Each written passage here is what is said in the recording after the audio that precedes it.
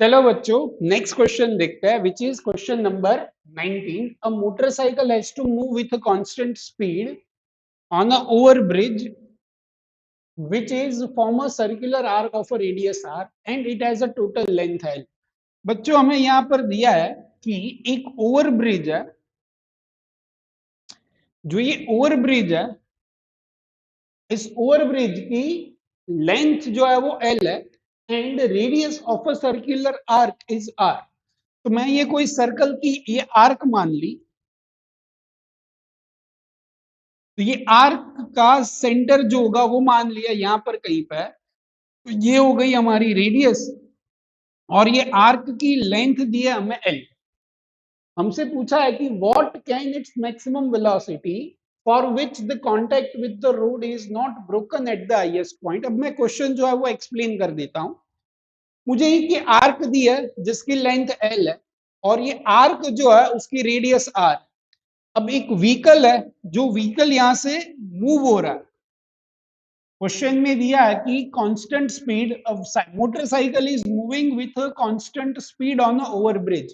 तो मैंने मान लिया कि जो ये मोटरसाइकिल है वो कांस्टेंट स्पीड से, ये मैंने यहाँ पे पॉइंट से दिखाया मोटरसाइकिल को, बेसिकली ये पॉइंट से ये कांस्टेंट स्पीड से मूव हो रहा है. It is moving with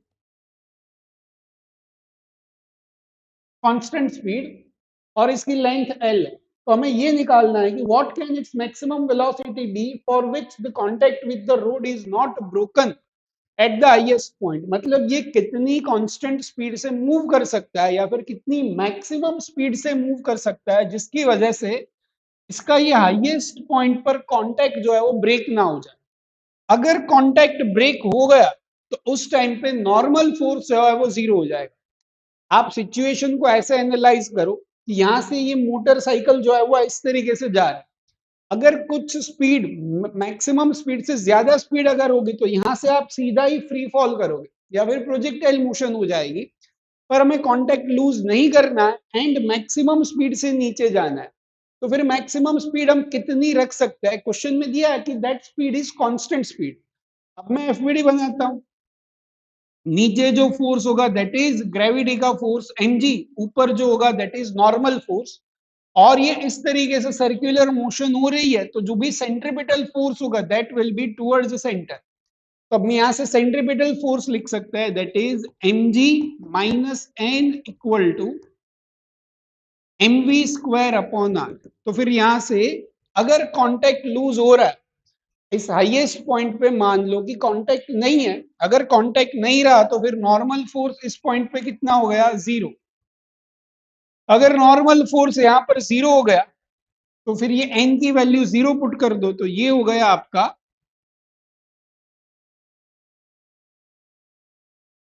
mg, ये normal zero, this will be mv square upon r. ये मास से मास कैंसल, तो फिर v स्क्वायर आपका हो गया rg, तो फिर v हो जाएगा अंडर रूट rg. तो ये जो मुझे मिली that is maximum velocity with which we can go on this circle without losing contact with road. ये रोड से कांटेक्ट अगर लूज नहीं करना है तो मैक्सिमम हम कितनी स्पीड से जा सकते हैं? That is under root R G. Next question देखो. Next question is if the motorcycle goes at speed which is 1 upon root 2 times the maximum speed that is found in part A. जो part ए में मुझे maximum speed मिली है उससे मैं अगर 1/√2 times speed से अगर मूव कर रहा हूं तो हमसे पूछा है कि if the motorcycle where will it lose the contact with the road. तो फिर रोड से हम कांटेक्ट कब लूज करेंगे? अब देखो क्वेश्चन में, अब नेक्स्ट क्वेश्चन में नेक्स्ट पार्ट में हमें दिया है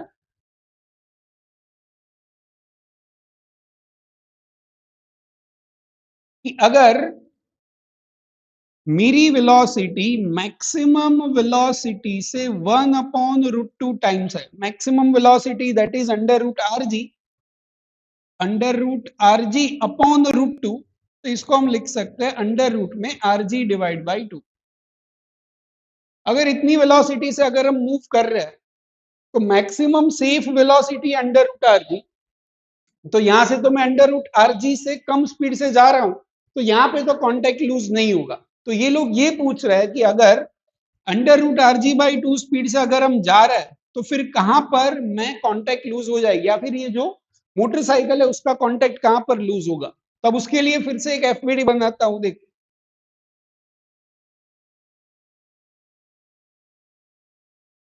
ये हमारा सर्कुलर रोड है, ये जो है वो है हमारा सेंटर, सेंटर की रेडियस है आर। यहां पे मान लो कांटेक्ट लूज कर दिया, क्योंकि यहां से जब हम जा रहे हैं तब तो मेरी मैक्सिमम सेफ स्पीड जो है वो अंडर रूट आर जी है, पर मैं तो अंडर रूट आर जी से भी 1/√2 स्पीड से जा रहा हूं, तो यहाँ पे तो कांटेक्ट लूज नहीं होगा। मान लो यहाँ पर आगे जाके मेरा कांटेक्ट लूज हुआ, अगर कांटेक्ट लूज हो रहा है तो क्या होगा कि यहाँ से ये फिर से फ्री फॉल होगा या फिर प्रोजेक्टाइल मोशन होगा। तो मैं मान लेता हूं कि मान लो यहां से थीटा एंगल पे ये फ्री फॉल हो रहा है। अब ये थीटा की वैल्यू क्या होगी वो हम निकाल लेते हैं।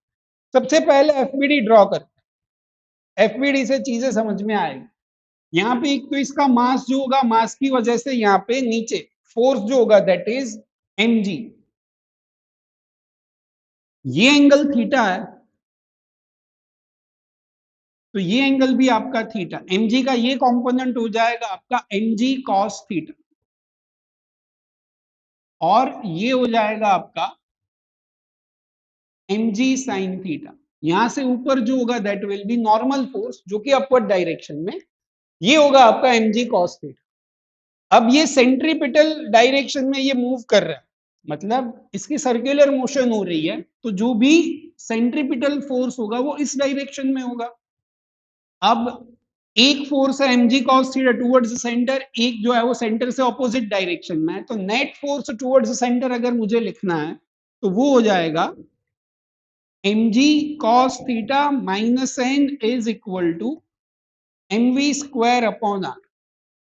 अब अगर ये यहां पर कांटेक्ट लूज कर रहा है, इसका मतलब है कि ये जो यहां पर लगने वाला नॉर्मल फोर्स है वो जीरो हो जाएगा। अगर किसी भी मतलब दो ऑब्जेक्ट अगर कांटेक्ट में है तब वहां पे कांटेक्ट फोर्स या फिर नॉर्मल फोर्स वहां पे मिलेगा। अगर मैंने ये मान लिया कि ये थीटा एंगल पर इसका कांटेक्ट लूज हो रहा है तो नॉर्मल फोर्स इस पॉइंट पे क्या होना चाहिए, जीरो। अगर ये नॉर्मल जीरो हो गया तो फिर ये हो जाएगा mg cos theta equal to mv square upon R. Mass से मास कैंसल। अब वेलोसिटी, कांस्टेंट वेलोसिटी, हम कितनी वेलोसिटी से जा रहे हैं that is under root R G divide by two. ये वेलोसिटी की वैल्यू मैं यहां पे पुट कर देता हूं, तो क्या होगा देखो, तो यहां से ये हो जाएगा g cos theta equal to v square, ये वेलोसिटी का स्क्वायर, ये हो गया R G divide by two upon R. ये r से r कैंसल, ये g से g कैंसल, तो क्या बचा cos theta that is 1/2। cos theta 1/2 है, इसका मतलब थीटा आपका जो होगा दैट विल बी π/3 या फिर 60 डिग्री। तो मैं ये पता चला कि यहां से 60 डिग्री टर्न करने पर कांटेक्ट जो है वो लूज हो जाएगा। थीटा की वैल्यू मिल गई π/3। अब क्या होगा देखो,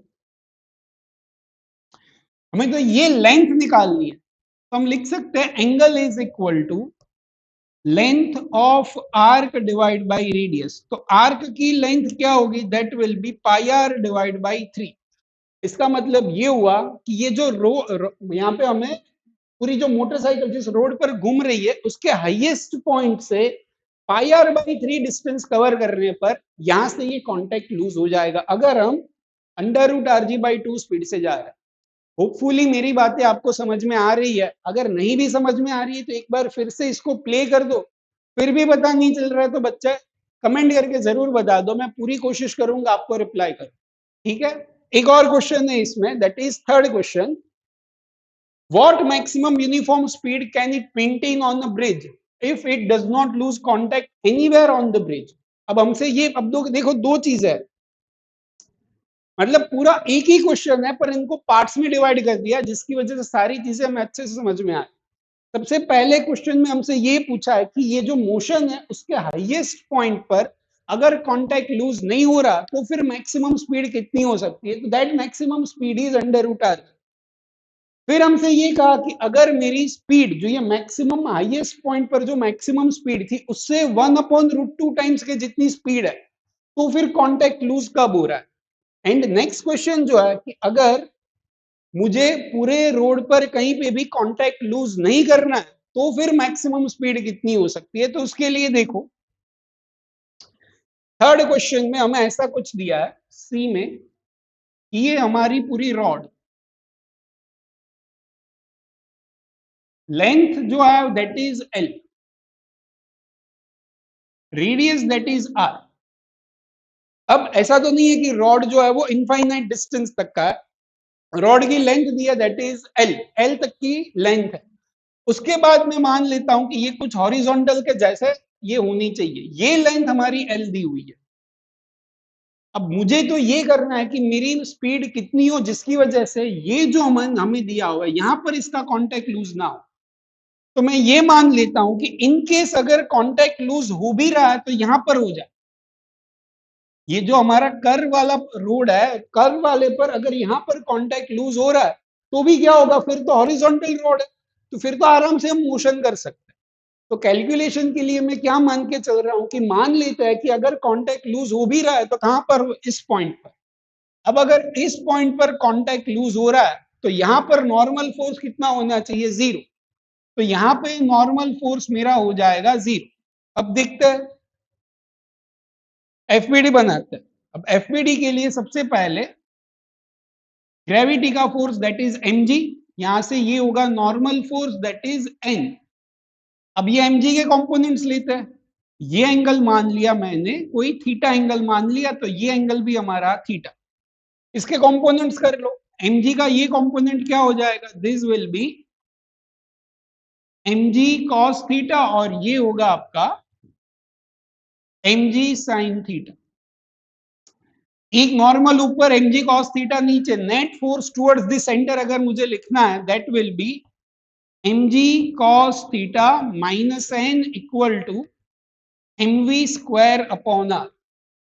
अगर इस पॉइंट पे मेरा कांटेक्ट यहां से लूज हो रहा है, अगर कांटेक्ट लूज हो रहा है in that case normal force जो है वो 0 हो जाएगा।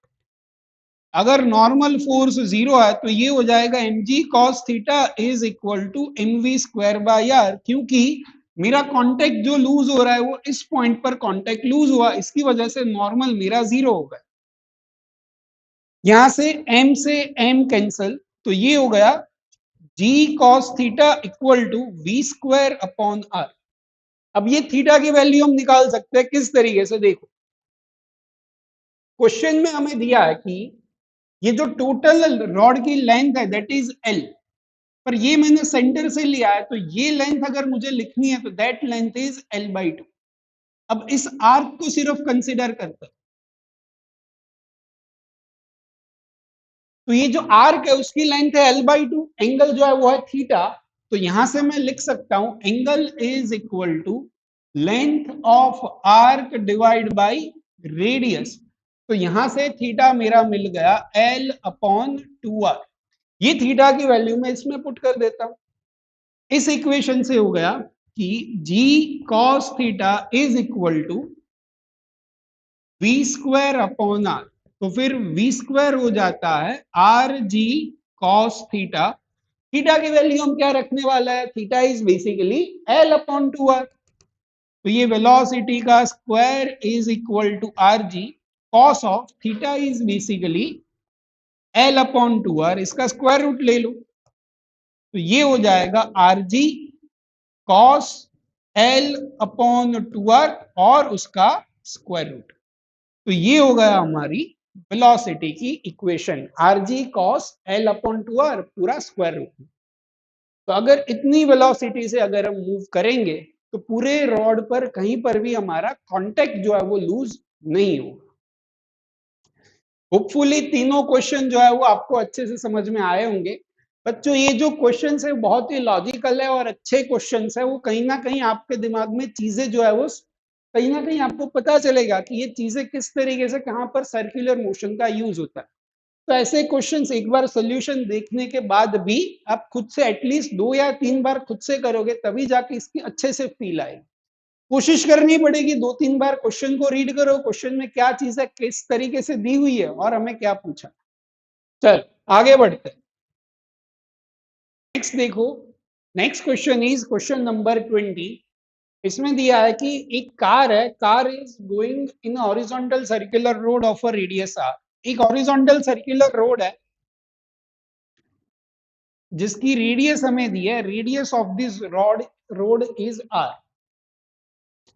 The speed is increasing at a constant rate, मतलब ये जो कार जा रही है उसकी स्पीड कंटिन्यूअसली बढ़ रही है with a rate that is a equal to dv upon dt। अब हमें ये पता है कि इसकी स्पीड कंटिन्यूअस बढ़ने वाली।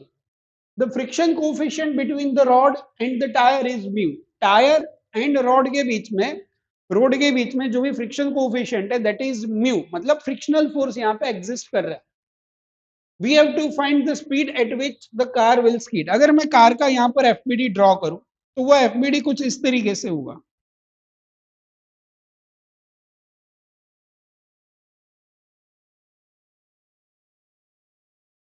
कार जो है वो इस तरीके से कुछ जा रही है। अब यहाँ पर इसकी वेलोसिटी जो है वो v है एंड ये वेलोसिटी जो है वो कंटिन्यूअस चेंज हो रही है, फिर कंटिन्यूअस इंक्रीज हो रही है with rate a is equal to dv by dt। पर ये सर्कुलर मोशन भी तो कर रही है कार। अगर कार सर्कुलर मोशन कर रही है तो इस पे कोई ना कोई सेंट्रीपिटल एक्सीलरेशन या फिर सेंट्रीपिटल फोर्स होना जरूरी है। अब इस पर कोई ना कोई सेंट्रीपिटल फोर्स होगा इस डायरेक्शन में या फिर सेंट्रीपिटल एक्सीलरेशन होगा इस डायरेक्शन में। अब इसकी स्पीड बढ़ भी रही है तो हमें यह पता है कि सर्कुलर मोशन में अगर किसी भी ऑब्जेक्ट की स्पीड कंटिन्यूअस चेंज हो रही है इसका मतलब इस पर टेंजेंशियल एक्सीलरेशन होना चाहिए। तो यहां पर इस तरीके से इसके पास कुछ टेंजेंशियल एक्सीलरेशन होना चाहिए जिसको यहां पे दिया है that is dv upon dt। ये जो स्पीड जो है वो इस तरीके से चेंज हो रही है। तो फिर नेट एक्सीलरेशन अगर मैं निकालू तो नेट एक्सीलरेशन यहां पे हो जाएगा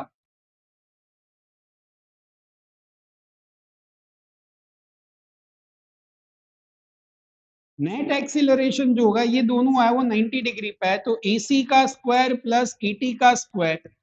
AC जो है centripetal acceleration that is v square upon r का whole square plus tangential acceleration हमें दिया है that is a equal to dv by dt, मतलब टेंजेंशियल एक्सीलरेशन a का स्क्वायर। तो ये नेट एक्सीलरेशन हमें यहां पर मिल गए। अब देखो यहाँ पे ये जो नेट एक्सीलरेशन है, ये नेट एक्सीलरेशन की वजह से इसकी स्पीड बढ़ भी रही है और ये सर्कल में भी घूम रहा है। तो हमें तो ये देखना पड़ेगा कि कौन सा फोर्स है जो इसे ये नेट एक्सीलरेशन प्रोवाइड कर रहा है, इसका एफबीडी बनाता है। अब एफबीडी में देखो यहाँ पर एक तो होगा इस पे ग्रेविटी की वजह say that is mg। Car इस तरीके से है बच्चों, कार जो है वो इस तरीके से जा रही है तो mg जो होगा वो डाउनवर्ड डायरेक्शन में होगा एंड नॉर्मल कार इस तरीके से आप मान सकते हैं। ये मेरा हाथ जो है वो है रॉड और ये रिमोट जो है वो दैट इज कार। अब ये कार इस तरीके से जा रही है। अब कार पर ग्रेविटी की वजह से फोर्स लगेगा डाउनवर्ड डायरेक्शन में। अब मैं डाउनवर्ड डायरेक्शन अपने लिए अंदर की होगी और रॉड की वजह से जो लगेगी वो होगी अपवर्ड डायरेक्शन में। नॉर्मल रिएक्शन जो होगा वो अपवर्ड डायरेक्शन में, मतलब एक mg नीचे एंड नॉर्मल रिएक्शन जो है वो ऊपर होगा। अब इस डायरेक्शन में तो मोशन हो नहीं रही तो एक इक्वेशन लिख सकता है कि normal is equal to mg। अब इस पर जो भी फ्रिक्शनल फोर्स होगा वो फ्रिक्शनल फोर्स बेसिकली उसे ये नेट एक्सीलरेशन प्रोवाइड करेगा। तो फ्रिक्शनल फोर्स जो होगा वो बेसिकली हमें क्या प्रोवाइड करेगा, नेट एक्सीलरेशन या फिर नेट फोर्स। अब हमसे पूछा है कि find the speed at which the car is skid करना स्टार्ट हो जाए। स्किड करना तभी स्टार्ट हो सकता है जब ये फ्रिक्शन जो है वो काइनेटिक फ्रिक्शन हो जाए। अभी के लिए हम क्या लेंगे, ये जो फ्रिक्शन है वो स्टैटिक फ्रिक्शन की मैक्सिमम वैल्यू तक जाएंगे that is limiting friction. Limiting friction होता है mu S into N is equal to M into acceleration. Acceleration is net acceleration. Normal की वैल्यू है m into G is equal to M into net acceleration कितना है v की power 4 upon R square plus A square. अब square कर दो दोनों side पर, स्क्वायर करने पर ये हो जाएगा mu square M square G square upon M square, और यहां पर हो जाएगा v की power 4 r square plus A square. M square में एम स्क्वायर को मार दिया, ये बचा mu square G square minus A square equal to V की पावर 4 अपॉन आर स्क्वायर। तो यहां से ये हो जाएगा mu square G square minus A square into R square. We की पावर 4 है तो यहां से मैं फोर्थ रूट ले लेता हूं। तो इतनी वेलोसिटी से अगर ये व्हीकल या फिर कार जो है वो यहां से जाएगी तो ये स्किड नहीं कर सकते। इससे अगर हल्की सी भी वैल्यू ज्यादा होगी तो ये स्किड होना स्टार्ट हो जाए। चल, होपफुली आपको ये क्वेश्चन जो है वो समझ में आया होगा। आगे देखते हैं। Next is question number 21 which is a block of mass m is kept on horizontal ruler, the friction coefficient between ruler and block is mu. ऐसा कुछ हमें रूलर दिया है, रूलर और ब्लॉक के बीच में friction coefficient is mu. Ruler है, उस पर एक ब्लॉक रखा है, ब्लॉक का मास हमें दिया है that is m।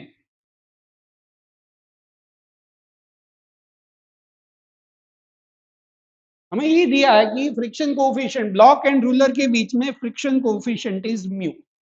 The ruler is fixed at one and and block is at a distance l from fixed and. मैं मान लूं कि यहां से मान लो रूलर जो है वो फिक्स करी हुई है, ये फिक्स्ड एंड से ये ब्लॉक जो है वो कितने डिस्टेंस पे है, block is at a distance l।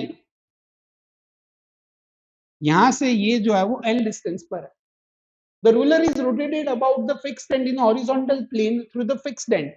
ये fixed end मैंने यहाँ से फिक्स कर दिया और ये हॉरिजॉन्टल डायरेक्शन में इस तरीके से रोटेट हो रही है, मतलब ऐसे कुछ।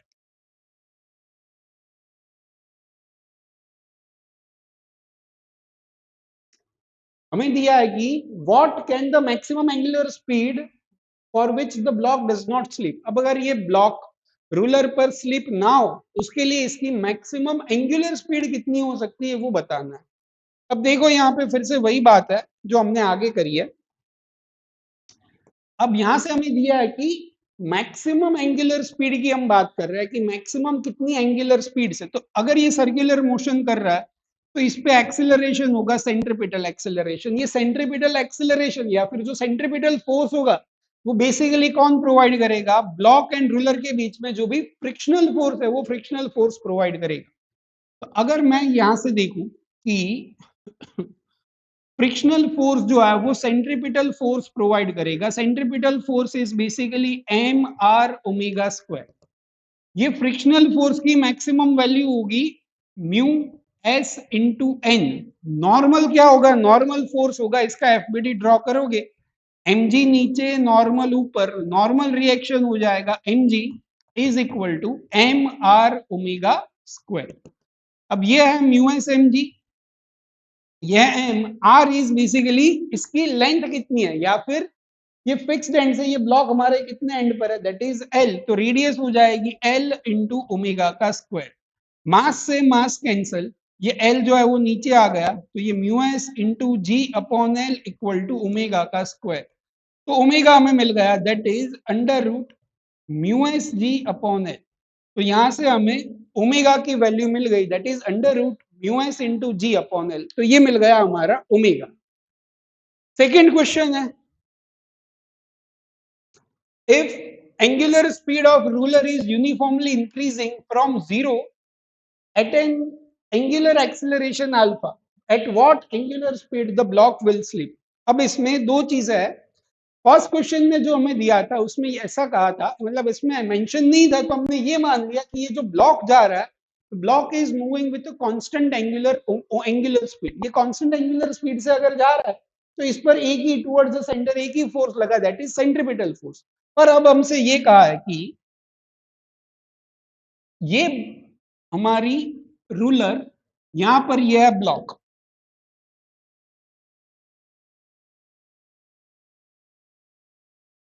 अब ये जो ब्लॉक है अब वो कैसे मूव कर रहा है, it is ruler is uniformly increase the speed of the angular speed जो है वो बढ़ रही है विथ एंगुलर एक्सेलरेशन अल्फा। अब यहां पर एंगुलर एक्सेलरेशन इसका दिया है अल्फा। टेंजेंशियल एक्सीलरेशन हम लिखते हैं आर अल्फा।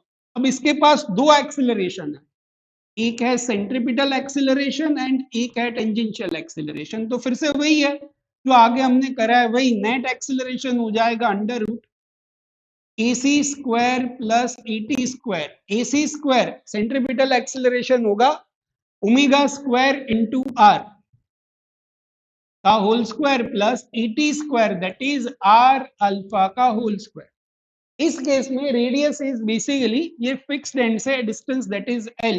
तो ये हो गया ओमेगा की पावर 4 आर का स्क्वायर, आर हमारा बेसिकली L है तो ये हो गया L का स्क्वायर, फिर यहां से आर स्क्वायर का मतलब L square into alpha square. तो ये नेट एक्सीलरेशन हमें मिल गया। अब जो ये नेट एक्सीलरेशन है वो नेट एक्सीलरेशन की वजह से ये मूव कर रहा है, तो हमारे पास इक्वेशन है, ये नेट एक्सीलरेशन प्रोवाइड करेगा फ्रिक्शनल फोर्स। ये फ्रिक्शनल फोर्स की मैक्सिमम वैल्यू की हम बात करेंगे, जिसकी वजह से जो भी ओमेगा मिले वो मैक्सिमम मिले, क्योंकि उन्होंने क्वेश्चन में पूछा है कि व्हाट एंगुलर स्पीड, जो ब्लॉक स्लिप नहीं होना चाहिए, वो स्लिप तभी होगा जब काइनेटिक फ्रिक्शन लग जाए। अब काइनेटिक फ्रिक्शन से जस्ट पहले की अगर मैं बात करूं तो वो होता है स्टैटिक फ्रिक्शन की मैक्सिमम वैल्यू। तो ये जो फ्रिक्शन है दैट इज स्टैटिक फ्रिक्शन की मैक्सिमम वैल्यू, वो होती है mu S into N. N जो नॉर्मल होगा वो होगा mg। ये mass into acceleration is basically omega की power 4 L square plus L square into alpha का स्क्वायर। m से m कैंसल, दोनों साइड स्क्वायर करने पर mu square G square equal to omega की power 4 L square plus L square alpha square. हमें तो omega निकालना है।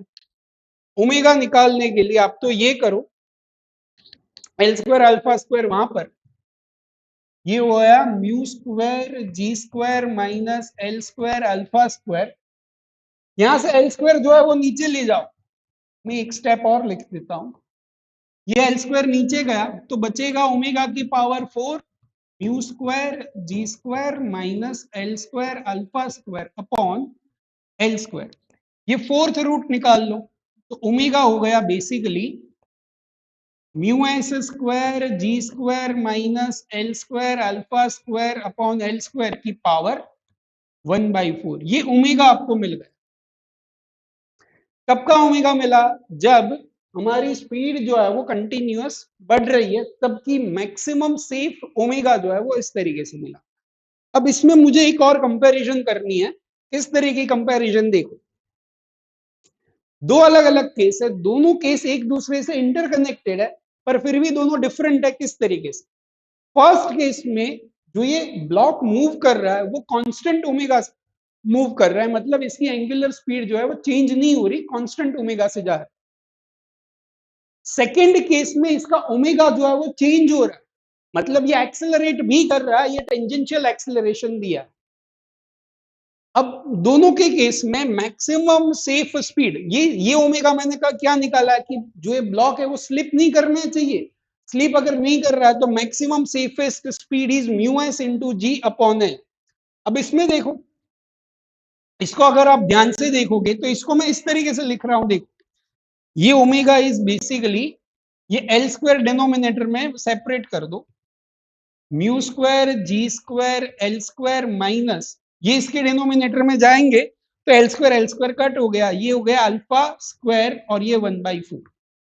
और आगे वाले क्वेश्चन से कंपेयर करो, म्यू एस जी अपॉन है, ये जो पुराना ओमेगा है that is mu S G upon L, square root में है तो पावर 1/2। अब अगर इन दोनों को थोड़ा बहुत कंपेयर करोगे, थोड़ी मैथ्स लगाओगे, अगर ये अल्फा नहीं होता, अगर ये अल्फा नहीं होता तो ये देखो वही होता, अल्फा कैंसिल हो गया, 1/4 पावर है तो उसको अगर आप लिखोगे तो ये mu S G upon L की पावर 1/2 हो जाएगी। तो इन दोनों को थोड़ा बहुत कंपेयर करोगे, थोड़ा मैथ्स लगाओगे तो आपको ये पता चलेगा कि अगर ये ओमेगा 0 है और ये ओमेगा है तो omega 0 is greater than omega, क्योंकि इसमें मुझे अल्फा का स्क्वायर माइनस भी करना पड़ रहा है, जबकि इसमें तो इतना ही है। इसमें जो है वो तो यहाँ पर है ही, ऊपर से मुझे अल्फा का स्क्वायर माइनस करना पड़ रहा है। इसका मतलब ये हुआ कि जब आप हॉरिजॉन्टल रोड पर टर्न ले रहे हो और टर्न लेते टाइम पर अगर आप एक्सेलरेटेड मोशन में हो तो आपकी मैक्सिमम सेफ स्पीड जो है वो कम हो जाएगी। ये आप खुद ने भी फील करा होगा, या आप साइकिल चला रहे हो, टू व्हीलर चला रहे हो, फोर व्हीलर कुछ भी चला रहे हो, अगर टर्न आ रहा है हॉरिजॉन्टल सर्कुलर रोड पर टर्न आ रहा है और टर्न लेते टाइम पर आप एक्सेलरेट करोगे, मतलब आपकी स्पीड या तो बढ़ाओगे या तो कम करोगे, तो जो मैक्सिमम सेफ स्पीड है वो आपकी कम हो जाती है। इसका मतलब है स्लिप होने के चांसेस बढ़ जाते हैं। ये आप खुद ने भी महसूस करा होगा। मैंने जो पूरी बातें यहाँ पर बताई है वो शांति से एनालाइज करना, सोचना, आपको बहुत ही अच्छी अच्छी चीजें पता चलेगी। चल अब आगे बढ़ते हैं। अगर मैं फिर से बता रहा हूं, अगर आपको कोई चीज समझ में नहीं आ रही है तो कमेंट करके बता दो, या फिर जो डिस्क्रिप्शन बॉक्स है उसमें व्हाट्सएप ग्रुप की लिंक है, वो व्हाट्सएप ग्रुप में आप जुड़कर भी बता सकते हैं। चलो आगे बढ़ते हैं। Next question which is question number 22। इसमें देखते हैं, track is consisting of two circular parts A B C and C D of equal radius 100 metre. यहाँ पे हमें दिया है कि एक ट्रैक है जिसकी रेडियस है 100 मीटर, और इस ट्रैक में दो पार्ट्स है, that is A B C and C D. ये दोनों ही पार्ट्स को हमने स्मूथली कनेक्ट करा हुआ है। Each part subtends and right angle to the centre. ये दोनों ही पार्ट इस सेंटर के साथ 90 डिग्री एंगल बना रहे हैं, ऐसा क्वेश्चन में हमें कहा। A cycle weighing 100 kg together with the rider travels with a constant speed of 18 kilometre per hour. ये साइकिल एंड राइडर दोनों का कंबाइंड मास दिया है, जो मास है वो है 100 kg एंड साइकिल की स्पीड है that is 18 kilometre per hour. इसको अगर हम मीटर पर सेकंड में कन्वर्ट करना चाहे तो ये हो जाएगा 5 मीटर पर सेकंड। एंड सबसे इंपॉर्टेंट पार्ट क्वेश्चन में दिया है कि ये जो साइकिल की स्पीड है वो कांस्टेंट है। कांस्टेंट स्पीड से हम जाए, सबसे पहले मैं निकालना है find the normal contact force by the road on a cycle when it is at point B and D. हमसे बच्चों ये कहा गया है कि पॉइंट बी एंड डी पर हमें नॉर्मल रिएक्शन क्या होगा। अब ये जो सवाल है पूरा वो चार पार्ट में डिवाइड है, बहुत ही अच्छा सवाल है। एंड सबसे अच्छी बात यह है कि चारों पार्ट सॉल्व करने के लिए आपको स्टेप वाइज जाना पड़ेगा। तो वही है, पहला स्टेप ए पार्ट को सॉल्व करो, बी को करो, सी को करो, फिर डी को करते जाओ। And one of the best problem, अच्छे क्वेश्चंस में से ये एक है।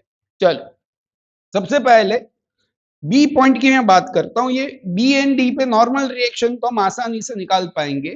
बी पॉइंट पे अगर बात करें तो यहाँ पे वेट है इसका mg, नॉर्मल रिएक्शन जो है वो अपवर्ड डायरेक्शन में है। ये जो सर्कुलर मोशन हो रही है उसका सेंटर जो होगा वो यहां पर कहीं पर होगा। तो अगर मुझे लिखना है कि net force towards the centre, तो वो बेटा क्या हो जाएगा, वो हो जाएगा हमारा mg minus n is equal to mv square upon r। Net force towards the centre is mg minus n equal to mv square by r। तो नॉर्मल फोर्स हो जाएगा mg minus mv square upon r। इसमें values put करते हैं। तो सबसे पहले mass is 100 kg, gravitational acceleration is 10, mass is 100, velocity is 5 metre पर सेकेंड का स्क्वायर, एंड रेडियस दिए हमें बच्चों 100 मीटर। यहां से जो चीजें कट हो रही है उसे कैंसिल कर दो, 100 ने 100 को मार दिया, 100 इंटू 10 दैट इज 1000। तो ये हो गया 1000 minus 5 square is 25। So we will get normal reaction at point C is 975 Newton. तो बच्चों C पॉइंट पर मुझे नॉर्मल रिएक्शन मिल गया, दैट इज 975। अब हम बात करते हैं D पॉइंट की। तो बच्चों D पॉइंट के लिए हमें फिर से एफवीडी बनाना पड़ेगा। अब सर वो भी तो आसान ही दिख रहा है, बिल्कुल आसान है, C पॉइंट के जैसे ही है। सबसे पहले ग्रेविटी का force mg that is in downward direction, then there will be a normal reaction that is in upward direction। अब हमें निकालना पड़ेगा net force towards the center। तो ये आर्क का सेंटर जो है वो यहां पर है। तो net force towards the center हम लिख पाएंगे n minus mg is equal to mv square upon r। If we want to find the normal reaction at point D, then normal reaction will be mg plus mv square upon r। We will put the values of mass g v r, सबकी values put कर देते हैं। 100 into 10 plus 100 into V square मतलब velocity का square that is 5 square divide by radius is 100। देखो यहाँ पे 100 into 10 that is 1000 plus 100 से 100 कैंसिल हो गया 5 स्क्वायर 25। तो ये हो गया normal reaction at point D is 1025 newton. तो यहां पर हमें फर्स्ट क्वेश्चन का आंसर मिल गया है कि normal reaction at point C is 975 and D point पर दैट इज 1025। नेक्स्ट क्वेश्चन देखते हैं। बी पार्ट में कहा है कि find the force of friction exerted by track on a tyre when the cycle is point B C and D. 3 point पर मुझे frictional force की वैल्यू निकालनी है। सबसे पहला पॉइंट है पॉइंट बी, फिर point C and point D. अब इंपॉर्टेंट बात मेरे लिए ये है कि क्वेश्चन में पहले से मेंशन करा है कि जो भी मेरी मोटरसाइकिल है वो कांस्टेंट स्पीड से मूव कर रही है। इसका मतलब है कि इस पर कोई एक्सटर्नल फोर्स अप्लाई नहीं हो रहा होगा जिसकी वजह से इसकी स्पीड बढ़ भी नहीं रही और कम भी नहीं हो रही। तब हम फ्रिक्शनल फोर्स की बात करते हैं। देखो यहाँ पे ये मेरा ट्रैक है, यहाँ पे ये राइट एंगल था, यहाँ पे ये राइट एंगल था। This is our point B, this is point C and this is point D. अब ये तीनों पॉइंट पर मुझे फ्रिक्शनल फोर्स की वैल्यू निकालनी। अगर मैं पॉइंट बी की बात करूं तो अब ध्यान से देखना बच्चों, पॉइंट बी पर अगर फ्रिक्शनल फोर्स एग्जिस्ट करता तो या तो वो टेंजेंशियल होता है, फ्रिक्शनल फोर्स जो है वो सरफेस के ऑलवेज टेंजेंशियल डायरेक्शन में होता है, या तो ये आगे की डायरेक्शन में हो सकता है या तो पीछे की डायरेक्शन में हो सकता है फ्रिक्शनल फोर्स। पर दोनों ही केस में, अगर आगे भी है या पीछे भी है, दोनों ही केस में अगर फ्रिक्शनल फोर्स एग्जिस्ट करता तो कहीं ना कहीं हमारी स्पीड जो है वो या तो इंक्रीज होती या तो डिक्रीज होती। अगर फ्रिक्शनल फोर्स आगे होता तो वो मोटरसाइकिल को और आगे ले जाता, मतलब स्पीड बढ़ती। अगर फ्रिक्शनल फोर्स पीछे होता तो वही स्पीड कम हो जाती, पर हमारी मोटरसाइकिल जो है वो कांस्टेंट स्पीड से जा रही है। इसका मतलब ये हुआ कि फ्रिक्शनल फोर्स जो है वो बी पॉइंट पर क्या होना चाहिए, जीरो। तो बी पॉइंट पर किसी भी प्रकार का फ्रिक्शनल फोर्स नहीं होगा।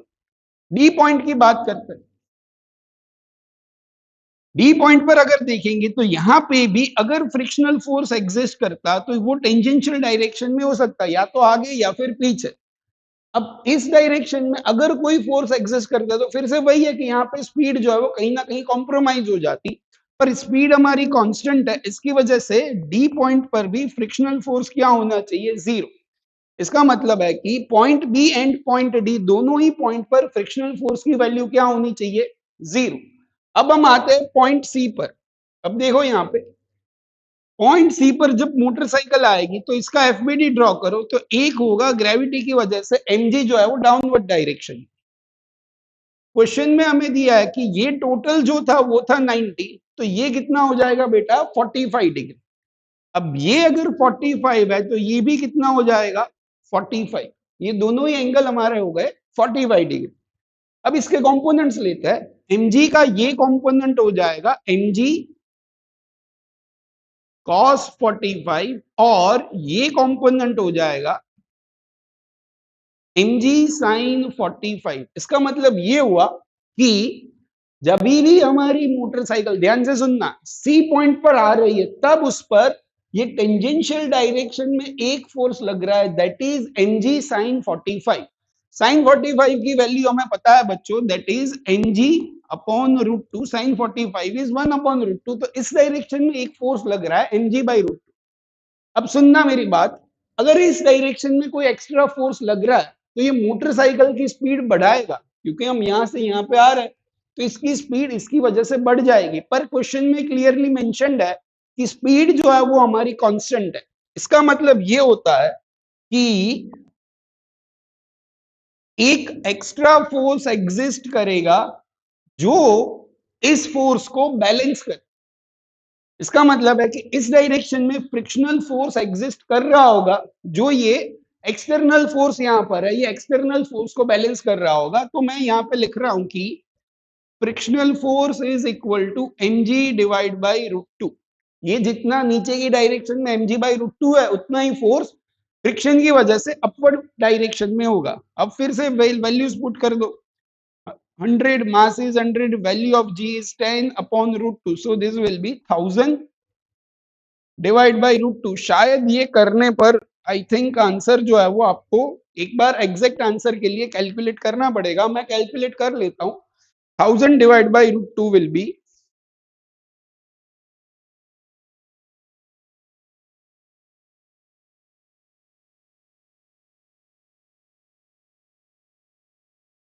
तो ये अप्रोक्सीमेटली 707 के आसपास कुछ आ रहा है।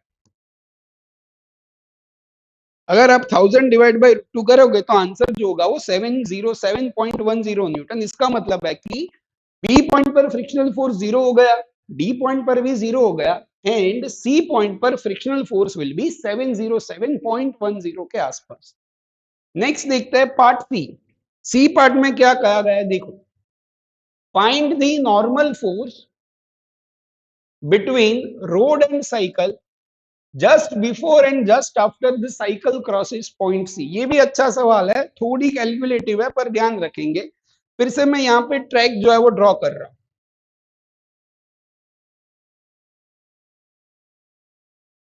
ये हमारा है पॉइंट बी, यहां पे है हमारा पॉइंट सी, यहां पर है पॉइंट डी।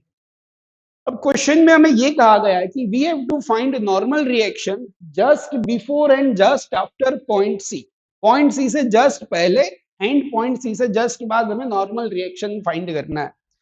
अब देखो, मैं सबसे पहले इसमें क्या कर रहा हूं, सबसे पहले मैं कोशिश करता हूं कि ये बीसी पार्ट जो है उसके लिए इक्वेशन लिख रहा हूं। तो फॉर पार्ट बी सी, जब मोटरसाइकिल बी से लेकर सी तक मूव कर रही है तब की मैं बात कर रहा हूं।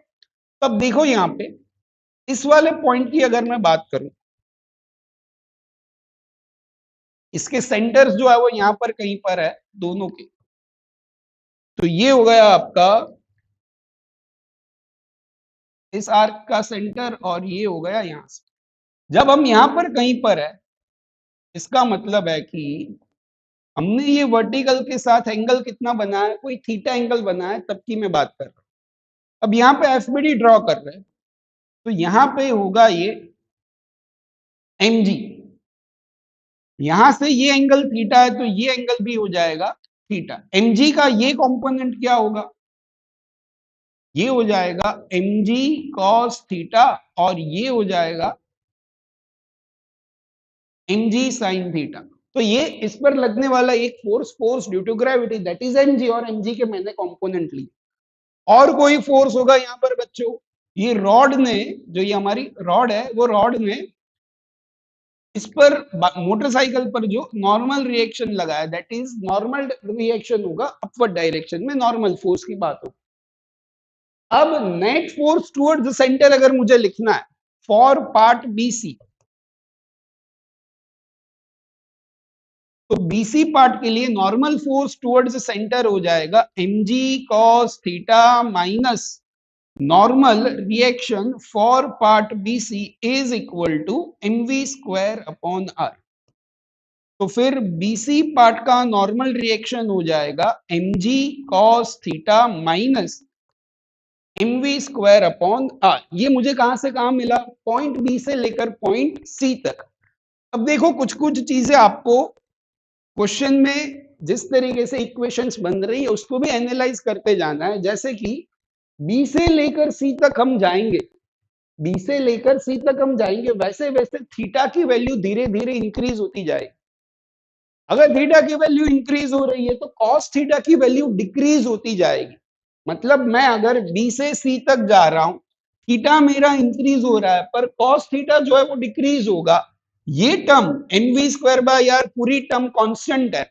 अगर ये टर्म डिक्रीज कर रही है धीरे धीरे और ये टर्म कांस्टेंट है, तो फाइनल जो normal reaction from B to C वो धीरे धीरे डिक्रीज होगा। तो ये इक्वेशन से मुझे ये पता चला कि अगर मैं बी से सी तक जा रहा हूं तो नॉर्मल रिएक्शन धीरे धीरे डिक्रीज करता जाएगा। मुझे तो कहां पर फाइंड करना है, we have to find normal reaction just before point C, C point से जस्ट पहले। मतलब थियोरेटिकली आप ये मान सकते हो कि जस्ट एट पॉइंट सी। तो ये थीटा कितना हो जाएगा, अगर ये एग्जैक्ट सी पर होता, ये टोटल आपका 90 डिग्री है, तो ये एंगल आपका हो जाता 45, तो जस्ट बिफोर पॉइंट सी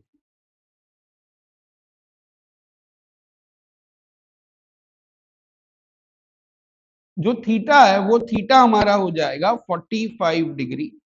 तो यहाँ पे वैल्यूज मैं पुट कर लेता हूं। Normal reaction from B to C just before point C के लिए थीटा इज 45, तो ये हो जाएगा M G cos 45, that is M G divide by √2 minus M V square upon R. इसमें वैल्यूज पुट करते हैं। मास की वैल्यू इज 100 kg, जी की वैल्यू पुट कर दो एम जी बाई √2, यहाँ पे हमें मिला हुआ है हालांकि 707.10, तो ये हो जाएगा आपका 7.707.10 minus M V square by R, वो भी वैल्यू हमने निकाली थी, that is 25।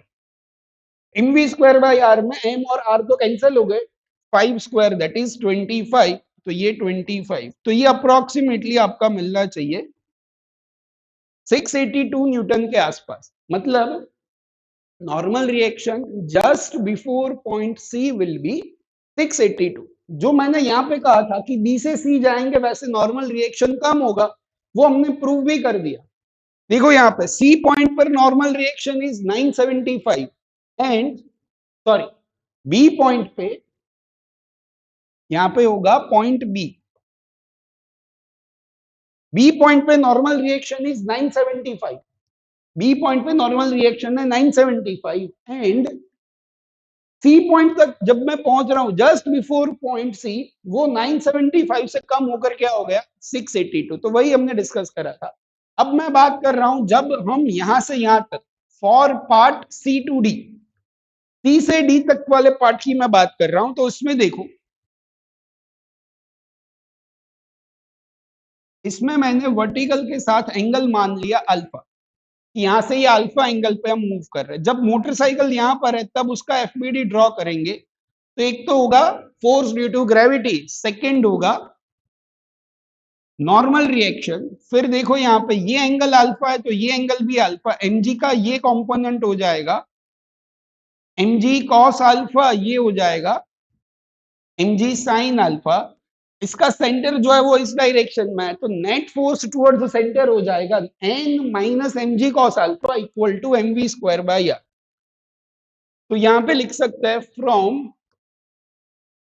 C to D, ये हो जाएगा N minus mg cos alpha will be mv square upon r, तो नॉर्मल रिएक्शन हो जाएगा mg cos alpha plus mv square by R from c to d, c से d तक की मैं बात कर रहा हूं। फिर से देखो इस इक्वेशन को अगर मैं एनालाइज करूं, आप भी साथ में सोचते जाओ और बताओ बच्चों कि c से लेकर d तक अगर मैं जा रहा हूं तो फिर अल्फा की वैल्यू में क्या चेंज होगा, अल्फा की वैल्यू इंक्रीज होगी या डिक्रीज होगी? तो सर ये तो आसान है, सी से लेकर डी तक अगर आप जा रहे हो तो अल्फा की वैल्यू धीरे धीरे डिक्रीज हो रही है।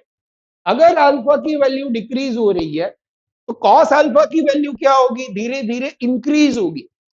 कॉस में जो है वो अल्फा की वैल्यू जैसे ही डिक्रीज होगी कॉस अल्फा इंक्रीज होगी। अगर कॉस अल्फा इंक्रीज हो रहा है और ये टर्म आपकी कांस्टेंट है तो नॉर्मल रिएक्शन धीरे धीरे इंक्रीज होता जाना चाहिए। तब देखते हैं यहाँ पे मैं ये पता चला कि अगर आप सी से डी तक जा रहे हो तो नॉर्मल रिएक्शन आपका बढ़ता जाना चाहिए। अगर मैं बात करूं point which is just after point C, यहाँ की सी से जस्ट बाद वाले पॉइंट की अगर मैं बात करूं तो ये अल्फा आपका कितना हो जाएगा, ये पूरा हो जाएगा दैट विल बी 45 डिग्री। तो सी से जस्ट बाद वाले पॉइंट की अगर बात करें तो वहां पे एंगल जो होगा वो 45। तो इसमें फिर से वैल्यूज पुट कर दो, cos 45 हो जाएगा 1/√2 plus mv square upon R, ये mg बाई √2 जो है वो आपका अप्रोक्सीमेटली 907 था, mv स्क्वायर बाई आर जो था वो 25, तो ये मिल जाएगा 932 newton. So normal reaction just after point C will be 932। अब देखो यहाँ पे पूरी अगर मैं बात करूं, ये हमारा ट्रैक है, यहाँ पे यह पॉइंट बी, यहाँ पे हमारा पॉइंट सी, यहाँ पे पॉइंट डी। सी से जस्ट पहले वाला पॉइंट को मैं कहता हूं सी माइनस, एंड जस्ट बाद वाले पॉइंट को कहता हूं सी प्लस। ये जस्ट पहले एंड जस्ट बाद वाले पॉइंट है। बी पॉइंट पर देखो, आई थिंक बी पॉइंट पर नॉर्मल रिएक्शन मिला था 975, यहां पे 1025, यहां पे मिला है 975 न्यूटन, यहां डी पॉइंट पे मिला है 1025 newton. Just before point C जो नॉर्मल रिएक्शन था वो था 682 newton, just after point C this is 932 newton. तो इसको अब आप एनालाइज करो, जो भी क्वेश्चन में हमें डेटा मिला है उसको। यहां पे मुझे पॉइंट बी पे जो नॉर्मल रिएक्शन है वो 975, वो धीरे धीरे धीरे धीरे डिक्रीज हो गया, फिर जैसे ही पॉइंट सी तक पहुंचे वैसे नॉर्मल रिएक्शन कम होता गया। सी के जस्ट बाद कुछ ऐसा हुआ कि नॉर्मल रिएक्शन तुरंत बढ़ गया 9। अच्छा ये एक मिनट, हाँ सही है, ये हमने यहाँ पे, अच्छा ये 707 है ना, एक मिनट एक मिनट, ये 907 नहीं है क्या ये, सॉरी गलती हो गई, यहाँ पे होगा हमारा this is mg divide by √2 is 707 plus 25, ये होगा 732 न्यूटन। तो यहाँ पे भी 732 न्यूटन। तो ये हल्की सी मिस्टेक हो गई, mg/√2 मिला हमें 707। अब देखो यहाँ पे सी से जस्ट पहले 682 है, सी के जस्ट बाद कुछ ऐसा हुआ कि नॉर्मल रिएक्शन बढ़कर 732 हो गया, फिर वो धीरे धीरे इंक्रीज होते होते 1025 तक पहुंचे। तो ये हो गया हमारा पार्ट सी। अब देखते हैं पार्ट डी, जो सबसे दिमाग लगाने वाला अच्छा क्वेश्चन है। इसमें क्या दिया है देखो, what should be the minimum friction coefficient between rod and tire which will ensure that the cyclist can move with a constant speed। Road and tyre के बीच में मिनिमम कोफिशिएंट क्या होना चाहिए जिसकी वजह से साइकिलिस्ट जो है वो आसानी से यहां से पास कर पाए। अब देखो यहां पर अगर साइकिलिस्ट को सेफली निकलना है इस रोड पर से, तो उसको बेसिकली करना क्या पड़ेगा कि कहीं पर भी वो स्लिप ना कर जाए। अगर वो कहीं पर भी स्लिप कर गया मतलब वहां पर वो सेफली नहीं जा पाए।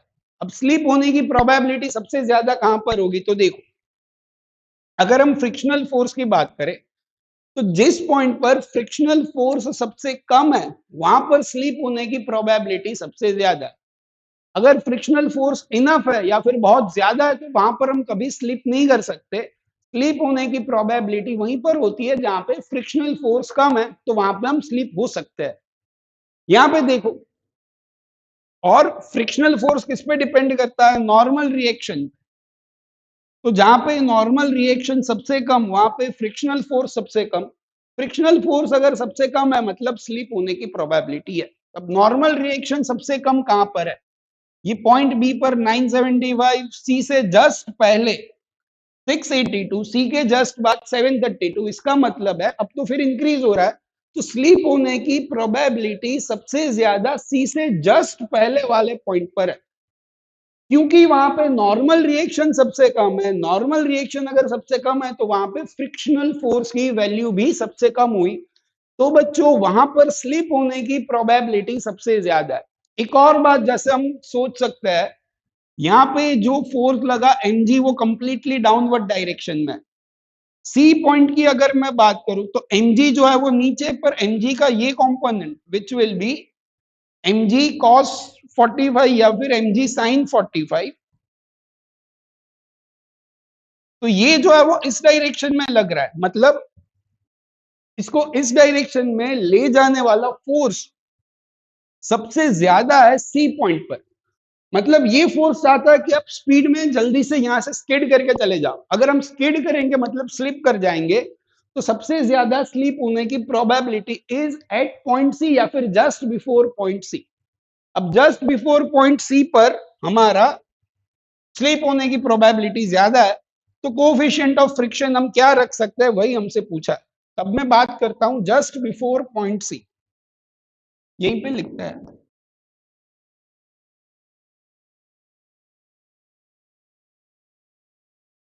तो ये जस्ट बिफोर पॉइंट सी, ये जो फोर्स है जो इसे स्लिप करवाएगा, उसी फोर्स को अगर फ्रिक्शन ने बैलेंस कर दिया तो फिर ये आसानी से पास हो जाएगा। तो ये जस्ट बिफोर पॉइंट सी पर नॉर्मल रिएक्शन इज 682।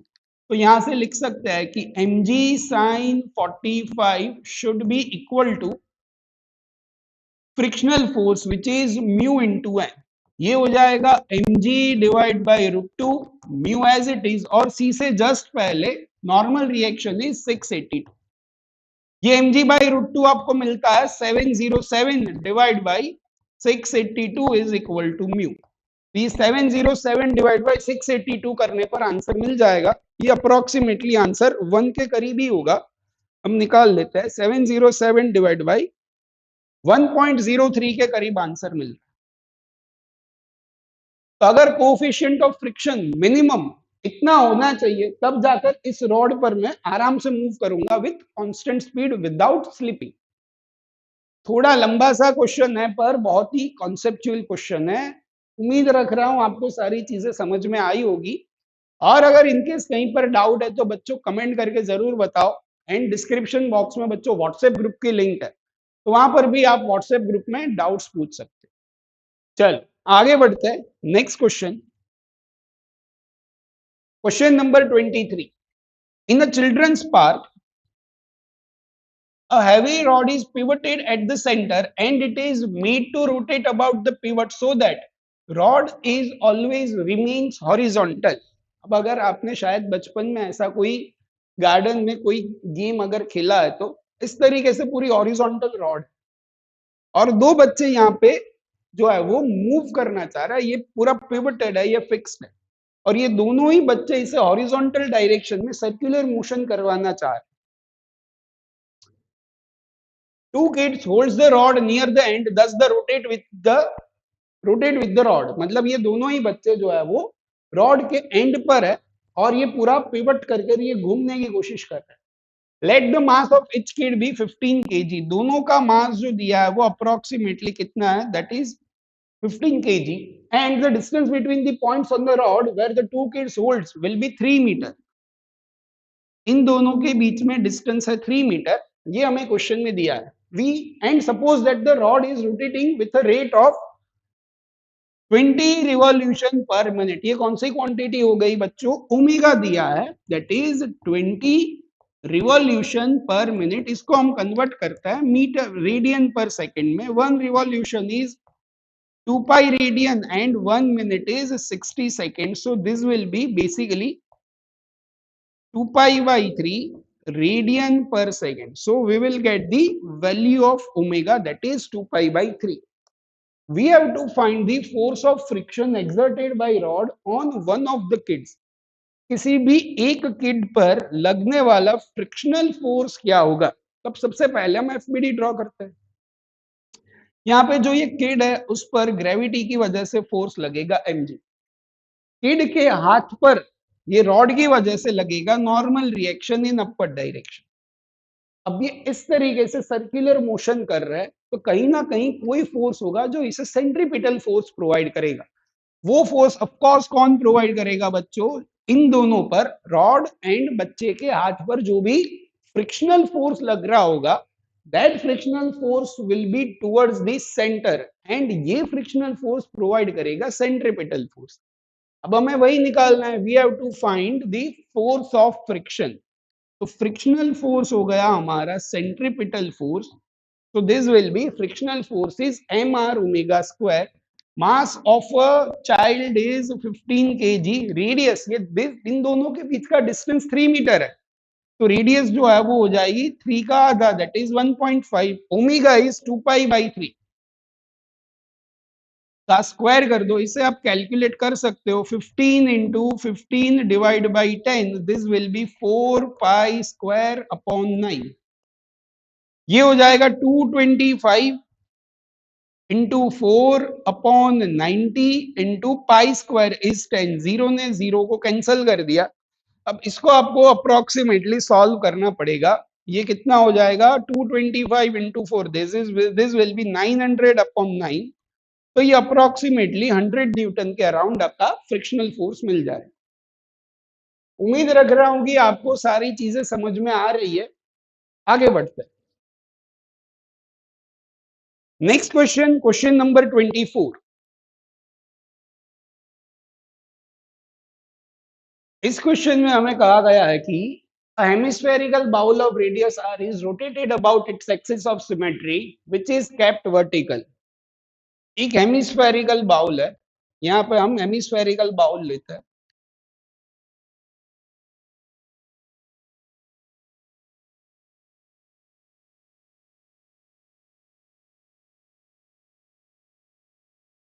ये हेमिस्फेरिकल बाउल जो है वो bowl is rotating, it is अच्छा, radius of the bowl is R and it is rotated about axis of symmetry which is kept vertical. हमें ये दिया है कि इसकी जो एक्सिस है, ये वर्टिकल एक्सिस के अबाउट ये रोटेट कर रहा है विथ स्पीड ओमेगा, ये ओमेगा से अपनी एक्सिस के अबाउट रोटेट कर रहा है। और क्या दिया है, a small block which is kept in a bowl at a position where radius is making an angle theta with the vertical। यहाँ पे हमें एक स्मॉल ब्लॉक दिया है, इस तरीके से दिया है, जो इसकी रेडियस है वो वर्टिकल के साथ, रेडियस जो है वो वर्टिकल के साथ थीटा एंगल बना है, इस तरीके से रखा है। आगे दिया है कि the block is the friction coefficient between block and bowl surface is mu, we have to find the range of angular speed for which block will not slip. अब पूरा क्वेश्चन क्या है वो मैं एक्सप्लेन कर देता हूं। क्वेश्चन में हमें दिया है कि एक बाउल है, एक हेमिस्फेरिकल बाउल है, उस पर जिसकी रेडियस हमें दिया है, radius of this bowl is R. यहाँ पर हमने एक ब्लॉक रखा है, ब्लॉक किस तरीके से रखा है कि ब्लॉक की रेडियस ने वर्टिकल के साथ थीटा एंगल बनाया हुआ है। अब इस बाउल को मैं ये वर्टिकल एक्सिस से ओमेगा से रोटेट करवा, तो ये बाउल भी इसके साथ इस तरीके से रोटेट करेगा। ध्यान से सोचना बच्चों, यहां पर जो ये ब्लॉक रोटेट कर रहा है उसकी सर्कुलर मोशन कुछ इस तरीके से होगी। ये बाउल में ऐसे मूव नहीं कर रहा है, इस बात का ध्यान रखना। ये जो है वो इस तरीके से रोटेट कर रहा है। अगर ये बाउल इस तरीके से रोटेट करेगा तो इसका जो भी सर्कुलर मोशन हो रही है उसका सेंटर इस एक्सिस पर होना चाहिए। यहां से लेकर यहां तक का distance will be radius small R. ये स्मॉल आर रेडियस के जितना डिस्टेंस मैंने मान लिया कि ये जो ब्लॉक है जो सर्कुलर मोशन कर रहा है उसकी रेडियस मैंने स्मॉल आर मान ली, बाउल की रेडियस जो है वो कैपिटल आर। अब ध्यान से सोचो कि अगर ये बाउल ऐसे रोटेट कर रहा है और आप उसको ज्यादा ओमेगा से रोटेट करवाओ, ज्यादा एंगुलर स्पीड से अगर रोटेट करवाओगे तो ये क्या होगा, धीरे धीरे धीरे धीरे ऊपर आता जाएगा एंड फिर बाहर निकल जाएगा। एंड अगर कुछ मिनिमम ओमेगा से भी कम ओमेगा पर आप रोटेट करवाओगे तो ये क्या होगा, धीरे धीरे धीरे धीरे नीचे आता जाएगा। तो मुझे एक रेंज निकालनी है कि कौन सी मिनिमम एंड मैक्सिमम रेंज तक मैं इसे घुमा सकता हूं जिसकी वजह से ये जो है वो इसी तरीके से घूमता है। ओमेगा की मिनिमम एंड मैक्सिमम रेंज हमें निकालनी है जिसकी वजह से ये सेफली इसी तरीके से सर्कुलर मोशन करता रहे। तो इसमें हमें दो तरीके के क्वेश्चंस या फिर दो तरीके की बातें सोचनी पड़ेगी। सबसे पहले मिनिमम ओमेगा के बारे में एंड फिर मैक्सिमम ओमेगा के लिए। सबसे पहले हम सबसे important that is free body diagram draw करते हैं। तो चलो सबसे पहले फ्री बॉडी डायग्राम, कोशिश करो कि आप खुद से सबसे पहले इसका एफबीडी खुद से बनाओ। वीडियो पॉज कर इसमें एफबीडी कैसे बन सकता है वो खुद सोचो, फिर अगर दिक्कत हो रही है तो यहां पर देख लो। चलो मैं यहाँ पे एफबीडी बनाता हूं। सबसे पहले इस पर ग्रेविटी का फोर्स होगा दैट विल बी mg। यहां से फोर्स होगा नॉर्मल रिएक्शन। ये पूरा सर्कुलर मोशन कर रहा है पार्टिकल। अगर मैं नॉन इनर्शियल फ्रेम से इसे देख रहा हूं तो इस पर एक सूडो फोर्स लगेगा या फिर सेंट्रीफ्यूगल फोर्स लगेगा, एम आर ओमेगा स्क्वायर। अब इसके मैं कंपोनेंट्स कर रहा हूं, कंपोनेंट्स कैसे करने चाहिए, किस तरीके से हो सकता है वो आपको थोड़ा बहुत दिमाग लगाना पड़ेगा। मैं देखो यहाँ पर कंपोनेंट्स कर रहा हूं, आपको एंगल्स के बारे में नॉर्मल मैथ्स लगाकर भी एंगल के बारे में पता चल जाएगा। ये थीटा है तो ये एंगल आपका हो गया थीटा। एमजी का ये वाला component this will B MG cos theta और ये हो जाएगा आपका एमजी साइन थीटा। तो सबसे पहले मैंने एमजी के कंपोनेंट्स करे, MG cos theta and MG sign theta. अब हम करते हैं एम आर ओमेगा के कंपोनेंट्स। तो देखो यहां पर ये एंगल थीटा, ये आपका हो जाएगा 90 माइनस थीटा, तो ये एंगल आपका हो जाएगा फिर से थीटा। आपको थोड़ा सोचना पड़ेगा, इतना मुश्किल नहीं है कि थीटा किस तरीके से डिसाइड करें। तो ये एंगल थीटा है, एम आर ओमेगा स्क्वायर का ये कंपोनेंट हो जाएगा M R omega square cos theta, और नीचे होगा M R omega square sine theta. तो ये हमने एम आर ओमेगा स्क्वायर के कंपोनेंट कर लिए। अब देखो ये जो ब्लॉक है वो उस पर ऊपर की ओर लगने वाला फोर्स, इस डायरेक्शन में जो फोर्स लग रहा है वो है M R omega square cos theta, and downward direction में जो लग रहा है that is M G sine theta. इन दोनों में से ध्यान से देखो, एम जी साइन थीटा की वैल्यू कांस्टेंट है, मास कांस्टेंट है, जी कांस्टेंट है, थीटा कांस्टेंट है, तो उसकी वैल्यू चेंज नहीं हो सकती। ऊपर का force M R omega square cos theta को देखो, तो ओमेगा की वैल्यू अगर चेंज होती रहेगी तो फिर ऊपर वाले फोर्स की भी वैल्यू चेंज होती रहेगी। सबसे पहले मैं बात करता हूं मिनिमम ओमेगा के लिए।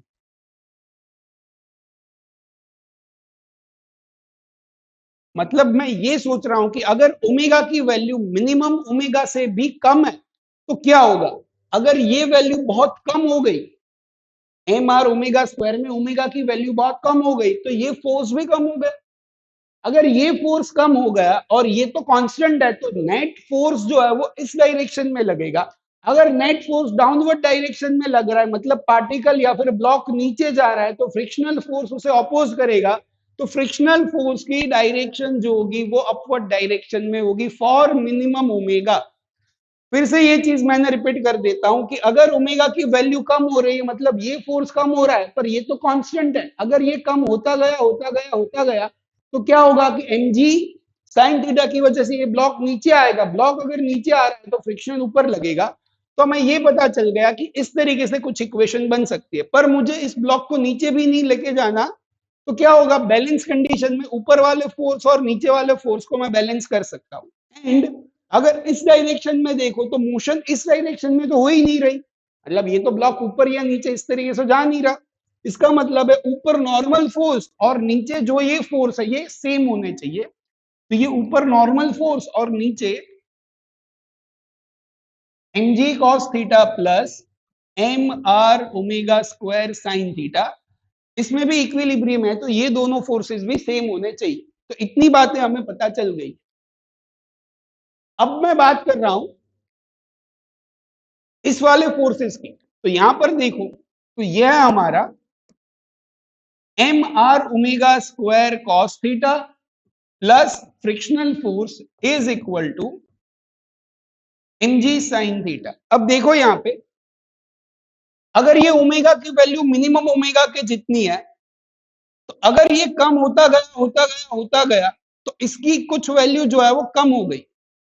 M G sine theta constant है, तो अगर इन दोनों को इसको बैलेंस करना है तो फ्रिक्शन को कुछ ना कुछ रोल प्ले करना पड़ेगा। पर फ्रिक्शन की भी मैक्सिमम वैल्यू फिक्स है, एक लिमिट से ज्यादा फ्रिक्शन की वैल्यू बढ़ नहीं सकती, दैट इज लिमिटिंग फ्रिक्शन। तो जब तक यहां पर लिमिटिंग फ्रिक्शन या फिर फ्रिक्शन की मैक्सिमम वैल्यू जब तक हो रही है तब तक ओमेगा कम हम कर सकते हैं। तो यहां पे हो जाएगा कि M R omega square cos theta, static friction की maximum value mu N is equal to M G sine theta. जब मैंने फ्रिक्शन की यहाँ पे मैक्सिमम वैल्यू मान ली है तो यहाँ पर ओमेगा जो होगा वो मेरा मिनिमम ओमेगा मिल जाएगा। अब वैल्यूज पुट करते हैं।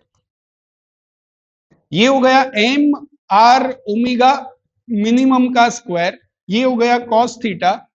Normal reaction is M G cos theta plus M R omega square sine theta is equal to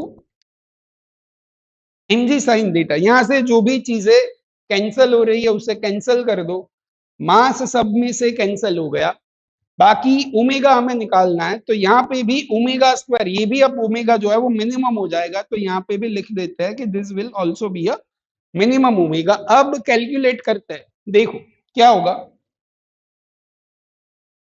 small R omega minimum का स्क्वायर कॉस थीटा प्लस इसको मैं लिख रहा हूं mu R omega minimum square sine theta, mu R omega minimum का square into sine theta plus ये हो जाएगा बच्चों mu G cos theta is equal to this will be small G sine theta. इसको यहां पर इन दोनों में से कॉमन जो निकला I think small R omega minimum का स्क्वायर यहां से बचा cos theta plus mu sine theta और ये यहां से हो जाएगा G sine theta minus mu G cos theta.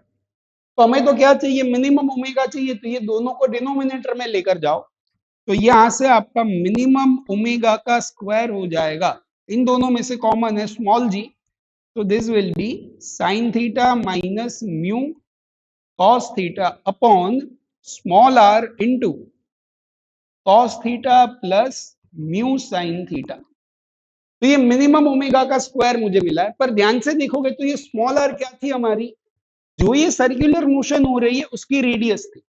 अब क्वेश्चन में हमें कहीं पर स्मॉल आर मेंशन नहीं करा, तो हमारा आंसर जो है वो क्वेश्चन में जो भी चीज दी है उसके सिंबल के टर्म्स में होनी चाहिए। क्वेश्चन में हमें ये बाउल की रेडियस दी, तो अगर मैं साइन थीटा यूज करूं, साइन थीटा जो होगा वो opposite side upon hypotenuse, hypotenuse is capital are, तो स्मॉल आर को मैं क्या लिख सकता हूं, कैपिटल आर साइन थीटा। तो ये स्मॉल आर की वैल्यू यहां पे पुट कर देते हैं, तो फिर मिनिमम ओमेगा आपका मिल जाएगा small G into sine theta minus mu cos theta upon small R is capital R sine theta upon cos theta plus mu sine theta. तो इतने मिनिमम ओमेगा से हम मोशन कर सकते हैं। कैलकुलेशन जो है वो बच्चों कहीं ना कहीं लंबी है, पर अच्छा सवाल है, एफबीडी से हमने अच्छे से सॉल्व करा। अभी तो हमारा आधा पार्ट हुआ है, दैट इज मिनिमम ओमेगा। अब मैक्सिमम ओमेगा के लिए क्या करेंगे, देखो अगर फिर से एफबीडी बनाना है तो फिर से बना सकते हैं, पर इसी में देखो अब मैं ये फ्रिक्शनल फोर्स की डायरेक्शन जो है वो यहां से हटा देता हूं, फिर से वही पुराना सोचता है, ये M R omega square cos theta ऊपर, एम जी साइन थीटा नीचे। एम जी साइन थीटा की वैल्यू जो है वो कांस्टेंट है, इसकी वैल्यू जिस तरीके से ओमेगा चेंज होता जाएगा वैसे ही होता जाएगा। अगर मैंने ओमेगा को बढ़ाया, अगर ओमेगा की वैल्यू बढ़ते बढ़ते बहुत ज्यादा हो गई, एमजी से भी ज्यादा हो गई, तो फिर नेट फोर्स ऑन पार्टिकल जो होगा या फिर ब्लॉक जो होगा उस पर अपवर्ड डायरेक्शन में फोर्स होगा। तो उस केस में अगर ब्लॉक ऊपर जा रहा है तो फ्रिक्शनल फोर्स जो होगा वो डाउनवर्ड डायरेक्शन में होगा।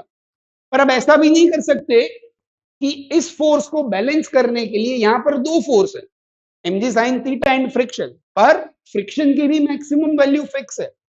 जो अगर अगर मैं ये फ्रिक्शन की मैक्सिमम वैल्यू मान के चल रहा हूं तो फिर इसकी भी मैं मैक्सिमम वैल्यू तक जा सकता हूं। तो फ्रिक्शन की जब मैक्सिमम वैल्यू है तब ओमेगा की भी मैक्सिमम वैल्यू मिल जाएगी। तो इस केस में हमारी इक्वेशन मिलेगी M R omega square cos theta, यहां पे होगा आपका M G sine theta plus frictional force, ये हो गया M G sine theta plus frictional force. तो ये हो गया आपका M R omega square cos theta plus M G sine theta plus इस फ्रिक्शनल फोर्स की maximum value that will be mu into N. Normal reaction आपका वही रहेगा M G cos theta plus M R omega square sine theta, M G cos theta plus M R omega square sine theta, है ना। ठीक है, अब मैंने ये फ्रिक्शन की मैक्सिमम वैल्यू लिया है तो फिर ओमेगा की भी मैक्सिमम वैल्यू मिल जाएगी। यहां से जो भी कैंसिल हो रहा है उसे कैंसिल कर दो, तो ये मास कैंसिल, स्मॉल आर की जगह पे हम लिख सकते हैं कैपिटल आर साइन थीटा, वो बाद में लिख लेंगे। ये हो गया आपका R omega square cos theta, ये हो गया जी साइन थीटा, ये हो गया mu G cos theta plus mu into small R into omega square into sine theta. ये वाली टर्म को यहां पर लेके आ जाओ, तो ये आर ओमेगा स्क्वायर, यहां से भी आर ओमेगा स्क्वायर, ये कॉमन निकल गया, ये हो गया cos theta minus mu sine theta, यहां से इन दोनों में से कॉमन जो है वो है जी, तो ये हो गया sign theta plus mu cos theta. अब इसको डिनोमिनेटर में लेकर जाता है तो यहाँ पे बचेगा सिर्फ मैक्सिमम ओमेगा का square, that will be small G sine theta plus mu cos theta upon small R into cos theta minus mu sine theta. तो यहां से आपका मैक्सिमम ओमेगा जो है वो मिल जाएगा। क्या हो जाएगा? मैक्सिमम ओमेगा के लिए स्मॉल आर की जगह पे कैपिटल आर साइन थीटा लिख दो, small G into sine theta plus mu cos theta upon small R G की जगह पे capital R sine theta upon cos theta minus mu sine theta, पूरा स्क्वायर रूट में, क्योंकि ये स्क्वायर है तो आंसर जो होगा स्क्वायर रूट में। आगे भी जो आंसर मिलेगा ये भी स्क्वायर रूट में आंसर होगा। तो minimum omega and maximum omega हमें मिल गए। इस रेंज में अगर पार्टिकल या फिर हेमिस्फेरिकल बाउल अगर मूव कर रहा होगा तो फिर ब्लॉक जो है वो सर्कुलर मोशन करेगा, स्लिपिंग नहीं होगी।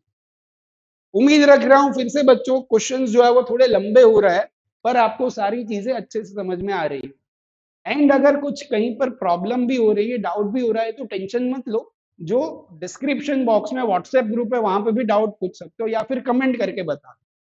चल अब आगे बढ़ते हैं। Next question, question number 25। A particle is projected with a speed u at an angle theta with the horizontal। यहां पर हमें कुछ ऐसा दिया है, प्रोजेक्टाइल मोशन की बात कर रहे हैं। Particle is projected with an angle theta with the horizontal and it is projected with a speed u. Consider a small part of its path near its highest point। ये इस तरीके से projectile motion होगी। Question में कहा है कि इसकी जो भी प्रोजेक्टाइल मोशन हो रही है उसके हाईएस्ट पॉइंट पर एक पॉइंट जो है वो अज्यूम करो and take approximately to be a circular arc. What is the radius of this circle? अगर ये अप्रोक्सीमेटली सर्कल बन रहा है तो ये सर्कल की रेडियस क्या होगी, वो रेडियस निकालनी है। This is called the radius of curvature of the curvature at that point. तो ये बहुत ही बेसिक सा थियोरेटिकल क्वेश्चन, मतलब थियोरी मतलब मेरा कहने का मतलब यह है कि क्लास में जब आप थियोरी पढ़ रहे हो तब कहीं ना कहीं रेडियस ऑफ कर्वेचर की बात होती है। रेडियस ऑफ कर्वेचर का फॉर्मूला बच्चों क्या होता है? R is equal to v square upon a which is perpendicular to velocity। यहां पे ध्यान रखना है कि एक्सीलरेशन का वो कंपोनेंट जो वेलोसिटी के परपेंडिकुलर। यहां पर हम एक्सीलरेशन का उल्टा नहीं है, मतलब कई बार कंफ्यूज हो जाता है बच्चे, ये गलत है। आपको कौन सा परपेंडिकुलर लेना है? एक्सीलरेशन का वो कंपोनेंट लो जो वेलोसिटी के परपेंडिकुलर हो, तो वहां से हमें रेडियस ऑफ कर्वेचर मिल जाएगी। अब मैं एट हाईएस्ट पॉइंट की अगर बात करूं तो इस वाले पॉइंट पे वेलोसिटी जो होगी वो होगी u cos थीटा एंड इस वाले पॉइंट पे एक्सीलरेशन ड्यू टू ग्रेविटी जो होगा वो डाउनवर्ड डायरेक्शन। तो इन दोनों के बीच में एंगल कितना है? 90। तो एक्सीलरेशन का वो कंपोनेंट जो इस वेलोसिटी के परपेंडिकुलर हो तो वो तो क्या हो गया? जी। तो अब ये तो आसान है। अब तो आप r is equal to velocity is u cos theta का स्क्वायर अपॉन एक्सीलरेशन, जो एक्सीलरेशन का वो कंपोनेंट जो वेलोसिटी के परपेंडिकुलर हो तो वो है आपका जी। तो रेडियस आपकी हो गई u square cos square theta upon g. तो ये आपका हो गया रेडियस ऑफ कर्वेचर। इतना डिफिकल्ट क्वेश्चन नहीं है, आसान है। हो सकता है आपके क्लास नोट्स में भी ऐसे क्वेश्चंस दिख जाएंगे। चलो आगे बढ़ते हैं। Next is question number 26। What is the radius of curvature? फिर से कुछ रेडियस ऑफ कर्वेचर वाला क्वेश्चन है। What is the radius of curvature of parabola traced out by the projectile in previous problem at a point where particle velocity makes an angle theta by 2 with the horizontal। जो हमने last में question करा है उसको फिर से उन्होंने पूछा है कि मान लो फिर से वही क्वेश्चन में पार्टिकल को मैंने u वेलोसिटी से और थीटा एंगल पर प्रोजेक्ट करा और हमसे पूछा है कि जब हॉरिजॉन्टल के साथ थीटा बाई 2 एंगल बन रहा है, हॉरिजॉन्टल के साथ जो एंगल है वो मान लो कि θ/2 एंगल बन रहा है, तो उस केस में हमें ये निकालना है कि रेडियस ऑफ कर्वेचर कितनी होगी। हमने आगे भी लिखा था radius of curvature is velocity का स्क्वायर अपॉन एक्सीलरेशन का component which is perpendicular to velocity. अब यहाँ पर वेलोसिटी जो है वो कुछ इस तरीके से है, एक्सीलरेशन यहाँ पे होगा वो होगा सिर्फ ड्यू टू ग्रेविटी। अब देखो ये है आपका एंगल θ/2, तो आपको अब तो बस कंपोनेंट्स निकालना है किस तरीके से वो देख लो एक बार, ज्यादा कुछ टफ नहीं है। एक्सीलरेशन के कंपोनेंट्स निकालता है, तो ये एक्सीलरेशन के दो कंपोनेंट्स जो होंगे वो कुछ ये ब्लैक पेन से जो करा है वो कुछ इस तरीके से होंगे। ये एंगल θ/2, तो ये सामने वाला एंगल भी आपका हो जाएगा θ/2। अगर ये θ/2 है तो ये हो जाएगा 90 माइनस θ/2। ये अगर 90 माइनस θ/2 है तो ये हो जाएगा θ/2। तो ये θ/2 मुझे मिल गया, जी का ये कंपोनेंट हो जाएगा जी cos θ/2 और ये वाला कंपोनेंट हो जाएगा जी sin θ/2। अब ये जो वेलोसिटी है उसका वो वाला कंपोनेंट जो ये सॉरी एक्सेलरेशन का वो वाला कंपोनेंट जो वेलोसिटी के परपेंडिकुलर, एक्सेलरेशन के दो कंपोनेंट, एक cos θ/2 एक sin θ/2, तो यहाँ पे दिख रहा है कि cos θ/2 is perpendicular to velocity. तो फिर ये वेलोसिटी हो गई आपकी u square and perpendicular component is g cos θ/2। तो यहाँ पे आपका आंसर हो जाएगा u square upon g cos θ/2। फिर से वही है, दोनों ही क्वेश्चन करने से आपके रेडियस ऑफ कर्वेचर का छोटा सा कॉन्सेप्ट जो है वो क्लियर हो जाएगा। नेक्स्ट क्वेश्चन, क्वेश्चन नंबर 27, इसमें देखते हैं block of mass m moves on horizontal circle against the wall of a cylindrical room.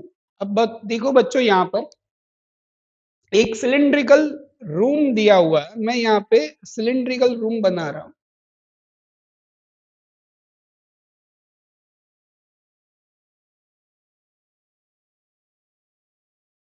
इस तरीके से कुछ हमारा सिलिंड्रिकल रूम है, हमें क्या दिया है, the floor of room on which the block, अच्छा अब block of mass m is moving on horizontal circle against a wall of, अच्छा ऐसा कुछ है। देखो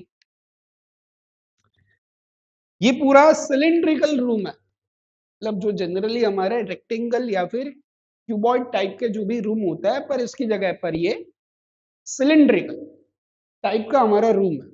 अब यहां पर एक ब्लॉक दिया है,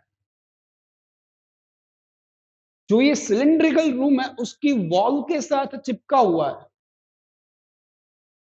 मास जो है वो इस ब्लॉक का m दिया हुआ है and radius of this cylindrical room is r।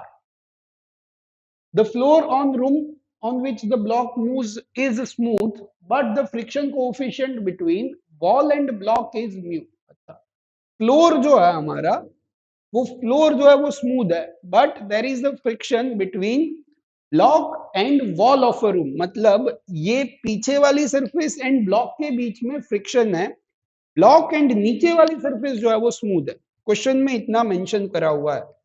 आगे देखते हैं, the block is given an initial speed v0, ये v0 की इनिशियल स्पीड से हम मूव कर रहे हैं, इनिशियल स्पीड हमारे लिए इंपॉर्टेंट है, that is v0 and we have to find the function of speed v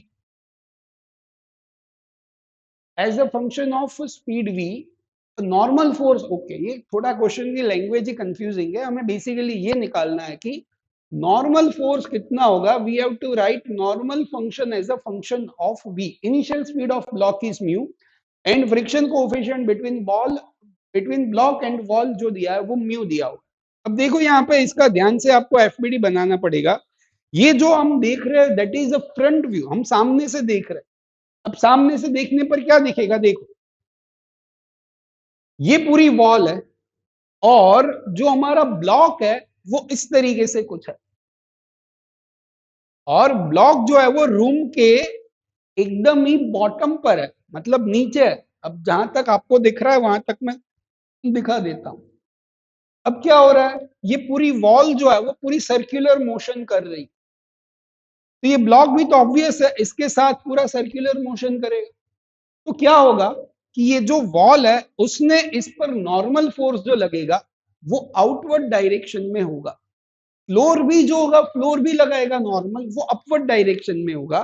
पर वॉल है, वॉल ने जो नॉर्मल फोर्स लगाया वो जो होगा वो आउटवर्ड डायरेक्शन में होगा। इसका मतलब ये हुआ कि ये हमारा सिलिंड्रिकल वॉल है, यहां पर मेरा ब्लॉक है, तो इस वॉल ने ब्लॉक पर जो नॉर्मल फोर्स लगाया वो आउटवर्ड डायरेक्शन में है। अब ये ये अब जिस तरीके से ये मूव करेगा वैसे ही नॉर्मल फोर्स की डायरेक्शन भी चेंज होती जाएगी। थोड़ा इमेजिन करने पर आपको समझ में आएगा कि नॉर्मल फोर्स की डायरेक्शन जो होगी वो ऑलवेज सर्कल के सेंटर की टुवर्ड्स होगी। तो direction of normal force will be always towards the centre. तो आपका जो नॉर्मल फोर्स है वही हमें सेंट्रीपिटल फोर्स प्रोवाइड करेगा। तो ये नॉर्मल फोर्स की वैल्यू वेलोसिटी के साथ चेंज होती जाएगी। तो हमसे वही पूछा है कि normal force with we have to write normal force as a function of velocity, तो वो हमने लिख दिया mv square upon r। Second question, the frictional force by wall, frictional force कितना होगा? अब देखो फ्रिक्शनल फोर्स हम लिखते हैं म्यू इंटू एन। अब यहां से ये इस तरीके से रोटेट हो रहा है तो इस पर लगने वाला फ्रिक्शनल फोर्स, क्योंकि इसकी वेलोसिटी कंटिन्यूअस चेंज हो रही है, वेलोसिटी कंटिन्यूअस चेंज हो रही है, इसका मतलब है इस पर जो फोर्स लग रहा होगा that will be kinetic friction. Kinetic friction is mu into N, तो this will be N will be M V square upon R. तो ये फ्रिक्शन फोर्स मिल गया। फ्रिक्शनल फोर्स की डायरेक्शन जो है वो ऑलवेज टेंजेंशियल डायरेक्शन में होगी। टेंजेंट कहां पर? Block and wall, block and wall के जो भी टेंजेंट बन रहा होगा उस डायरेक्शन में फ्रिक्शनल फोर्स की वैल्यू होगी, फ्रिक्शनल फोर्स की डायरेक्शन वहीं पर होगी। मतलब फ्रिक्शनल फोर्स कहीं ना कहीं टेंजेंशियल डायरेक्शन में होने वाला है। Next question, third question is tangential acceleration कितना होगा? अभी हमने बात करी कि ये जो फ्रिक्शनल फोर्स है वो टेंजेंट डायरेक्शन में है, तो tangential force is the frictional force m into A which is tangential, और ये हो गया mu into M V square upon R. ये हो गया m into A tangential, mass से मास कैंसिल हो गया, बट फ्रिक्शन फोर्स जो है वो ऑलवेज वेलोसिटी डिक्रीज करेगा। तो ये एक्सेलरेशन होगा वो आपका रिटार्डेशन होगा, इसलिए मैं यहाँ पे माइनस कर देता हूं। तो tangential force will be minus mu V square upon R. तो ये हमारा टेंजेंशियल फोर्स मिल गया minus mu V square by R. Last is we have to integrate the tangential acceleration, integrate tangential acceleration to obtain speed of block after one revolution। यहां से इसने शुरुआत करी है initial with initial velocity v not. तो ये एक revolution complete करने के बाद फिर से जब वहीं पर आएंगे तब उसकी वेलोसिटी क्या होगी, वो वेलोसिटी मुझे निकालनी है। इन्होंने हिंट दिया हुआ है कि dv अपॉन dt या फिर dv अपॉन dt को हम एक्सेलरेशन लिखते हैं, उसकी जगह पे आप v dv बाई dx लिख सकते हो। ये हमें पता है कि एक्सेलरेशन को दोनों तरीके से लिख सकते हैं, टाइम के रिस्पेक्ट में वेलोसिटी को आप डिफरेंशिएट कर दो या फिर v dv बाई dx। अब देखो acceleration is v dv upon dx, ये एक्सेलरेशन हो गया आपका mu v square upon R is equal to v dv upon dx। v ने v को मार दिया तो क्या बचा? Minus mu upon R dx equal to dv upon v। अब इंटीग्रेट करो, वेलोसिटी इनिशियल वेलोसिटी आपको दी है v naught, we have to find velocity after one revolution. यहां पर आपने शुरुआत करी तब आपकी पोजीशन जो है वो 0 है, एक रिवॉल्यूशन कंप्लीट करोगे तो आपने कितना डिस्टेंस कवर करा होगा? सरकमफेरेंस। अब ये सर्कल की रेडियस r है तो सरकमफेरेंस हो गई 2 पाई।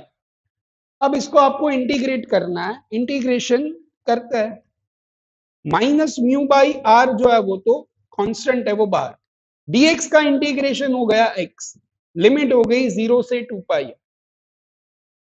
यहां पर 1 upon V, dv upon V, 1 upon V का इंटीग्रेशन होता है log e बेस v, यहां से लिमिट हो गई v naught to v।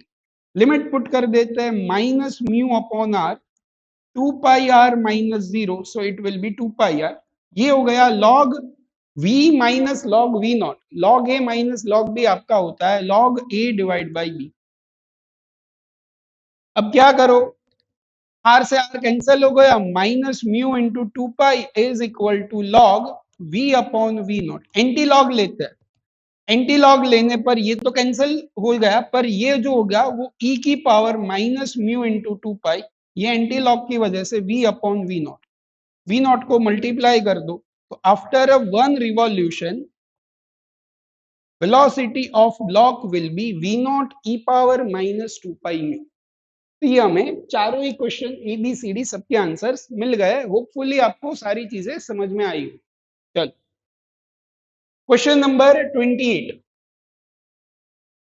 A table with a smooth horizontal surface is fixed in a cabin that is rotating with a uniform velocity omega in a circular path of radius r। अब यहां पर हमें कुछ दिया हुआ है diagram. अब यहां पर इस क्वेश्चन में कंफ्यूजन ज्यादा होता है, क्योंकि जो चीज यहाँ पे दी हुई है वो किस तरीके से कौन से व्यू में दी हुई है वो जानना जरूरी है। यहाँ पर एक ये टेबल है, ये जो पूरा टेबल दिया हुआ है, उस टेबल पर हमने table with smooth horizontal surface is fixed in a cabin. अच्छा, ये पूरी एक कैबिन है, यहाँ पर ये टेबल है और टेबल के अंदर एक रॉड है ए बी, और उस रॉड को मैंने हॉरिजॉन्टल के साथ थीटा एंगल पर रखा हुआ। The smooth groove A B of length, ये रॉड बोल दो या ग्रूव है, ग्रूव का मतलब है कि अंदर जो है वो खाली जगह होगी, अंदर खाली जगह होगी जिसकी लेंथ दी है हमें एल, एंड दिया कि L is much less than R, L की वैल्यू बहुत कम है आर के compare. The groove is making an angle theta with radius O A. अच्छा, ये ओ ए के साथ ग्रूव ने कितना एंगल बना, theta. The small particle is kept at a point A in a groove and it is released to move along AB. We have to find time when particle will reach। Okay, पूरा question में फिर से आपको explain कर देता हूं। ये पूरी एक कैबिन है, यहाँ पर एक टेबल है, टेबल के अंदर एक ग्रूव है। ग्रूव का मतलब होता है कि अंदर वाला पार्ट हॉलो पाइप मान सकते, ऐसा पाइप है जिसमें अंदर जगह है, तो यहाँ से कोई पार्टिकल यहाँ से यहाँ इजिली मूव कर पाएगा। ये ग्रूव की लेंथ हमें एल दी है, ये डिस्टेंस दिया है आर, और दिया है कि L is much less than R, मतलब ये बहुत छोटा है इसके कंपेयर। अब एक पार्टिकल जो यहाँ पर है, हमें दिया है कि इसको हम रोटेट करवा रहे हैं एंगुलर वेलोसिटी ओमेगा से, इसको पूरी ओमेगा एंगुलर वेलोसिटी से रोटेट करवा रहा है। तो यहाँ पे जो पार्टिकल है उसको ए पॉइंट से बी पॉइंट तक जाने में कितना टाइम लगेगा, वो टाइम हमें निकालना है। अब हम सबसे पहले इसके एफबीडी के बारे में बात करते हैं। तो एफबीडी कैसे बनेगा, देखो यहाँ पे एक पार्टिकल दिया है, इस पार्टिकल का मैं एफबीडी बना रहा हूं। तो ये पार्टिकल या फिर ऑब्जेक्ट जो भी दिया है, हमें क्या दिया हुआ है, स्मॉल पार्टिकल। जो स्मॉल पार्टिकल है उस पर एक ग्रेविटी की वजह से फोर्स लगेगा mg। अब ये mg किस तरीके से है वो समझना पड़ेगा। यहाँ पे जो पूरी चीज दी है वो आपको टॉप व्यू दिख रहा है, मतलब टेबल जो है वो पूरा अंदर की ओर है, और यहाँ पर हमने पार्टिकल को रखा हुआ है। अब इसको अगर साइड से देखोगे तो टेबल हमारी कुछ इस तरीके से दिखती है, इस टेबल में इस तरीके से ग्रूव है और यहाँ पर पार्टिकल है, तो इस पे mg जो लगेगा वो डाउनवर्ड डायरेक्शन में, या फिर इस केस में mg जो होगा वो बोर्ड के अंदर वाले प्लेन में, मतलब इस तरीके से mg होगा, और ऊपर जो होगा वो होगा हमारा नॉर्मल रिएक्शन। नॉर्मल रिएक्शन ऊपर है, mg नीचे है, तो इस केस में mg अंदर नॉर्मल बाहर, तो ये बैलेंस कर रहे होंगे, क्योंकि इस बोर्ड वाले प्लेन में तो किसी भी प्रकार की मोशन नहीं होगी, मोशन जो होगी वो तो इस डायरेक्शन में यहाँ पर होने वाली है। तो ये n और mg मेरे काम के कुछ भी नहीं होने वाले, तो ये आपको कंफ्यूजन ना हो इसलिए मैंने यहाँ पे क्लियर कर दिया। अब देखते हैं और कौन से फोर्सेस हो सकते हैं। अब ये पूरा सर्कुलर मोशन कर रहा है, अगर मैं यहाँ पर सेंट्रीफ्यूगल फोर्स की बात करूं तो यहाँ पर एक सेंट्रीफ्यूगल फोर्स लगेगा, इस डायरेक्शन में क्या होगा, M R omega square, this will be our centrifugal force. अब ये सेंट्रीफ्यूगल फोर्स जो होगा वो आउटवर्ड डायरेक्शन में। अब यहाँ पे L लेस देन R इसलिए दिया है कि ये बहुत ही छोटी लेंथ है, मतलब आप तो इसे एज अ पॉइंट ऑब्जेक्ट अगर मानना है तो बहुत ही छोटा सा ऑब्जेक्ट मान सकते हो, जिसकी वजह से ये जो सेंट्रीफ्यूगल फोर्स लगे वो सब पर लगेगी यूनिफॉर्मली, मतलब यहाँ पर हर जगह हर पॉइंट पर सेम फोर्स लगेगी mr⍵²। तो यहाँ पे centrifugal acceleration sorry centrifugal force हो जाएगा आपका mr⍵²।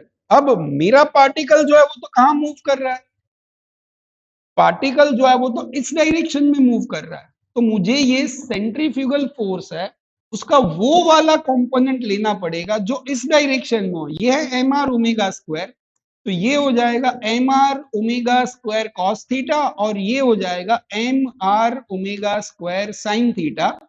यहां पर भी ये ग्रूव की वजह से भी एक नॉर्मल फोर्स होगी, एक नॉर्मल mg एंड नॉर्मल को बैलेंस करने वाली नॉर्मल अलग है, और ये नॉर्मल और ये mr⍵² sin थीटा को बैलेंस करने वाला अलग है। मोशन जो हो रही है वो तो सिर्फ ये ग्रूव के अलोंग हो रही है, ग्रूव के अलोंग एक ही फोर्स है दैट इज mr⍵²। तो ये ग्रूव के अलोंग जो फोर्स है mr⍵² cos थीटा, उसकी वजह से एक्सीलरेशन अगर मुझे चाहिए तो फोर्स को मैंने कंपेयर कर दिया ma के साथ, मास कैंसिल हो गया, तो एक्सीलरेशन अलोंग द ग्रूव हो जाएगा r⍵² cos थीटा। तो ये हमें एक्सेलरेशन मिल गया। अब हमें तो क्या निकालना है, टाइम कितना लगेगा। अब ये पार्टिकल को यहां से यहां तक जाने में टोटल डिस्प्लेसमेंट जो करना है वो लेंथ ऑफ ग्रुप एल के जितना करना है। तो हमारे पास इक्वेशन है S is equal to U T plus 1/2 AT square. Displacement जो है वो एल के जितना, initial velocity 0, acceleration is r⍵² cos theta into time का स्क्वायर। यहां से ये 2 को मल्टीप्लाई कर दो upon r⍵² cos theta is equal to T square, तो टी आपका हो जाएगा under root 12 upon r⍵² cos theta. तो यहां से आपको टाइम मिल जाएगा। आपको ध्यान रखना है कि यहाँ पर जितने भी फोर्स लग रहा है उसमें कौन सा फोर्स किसे बैलेंस कर रहा है, जिसकी वजह से हमें ओवरऑल यहाँ पर मोशन के अलोंग नेट फोर्स या फिर नेट एक्सीलरेशन पता चले। नेक्स्ट देखते हैं question number 29। A car is moving at a speed 36 kilometre per hour. Velocity of car हमें दी है that is 36 kilometre per hour. इसका मतलब है 36 इंटू 5 डिवाइड बाई 18, मतलब 10 मीटर पर सेकेंड की स्पीड से कार मूव हो रही है। It is taking a turn on a circular road of a radius 50 metre. जो सर्कुलर रोड है उसकी रेडियस हमें दी है 50 metre. A small wooden plate is kept on a seat which is its plane perpendicular to the radius। अब मैं पूरा question जो है वो आपको एक्सप्लेन कर देता हूं।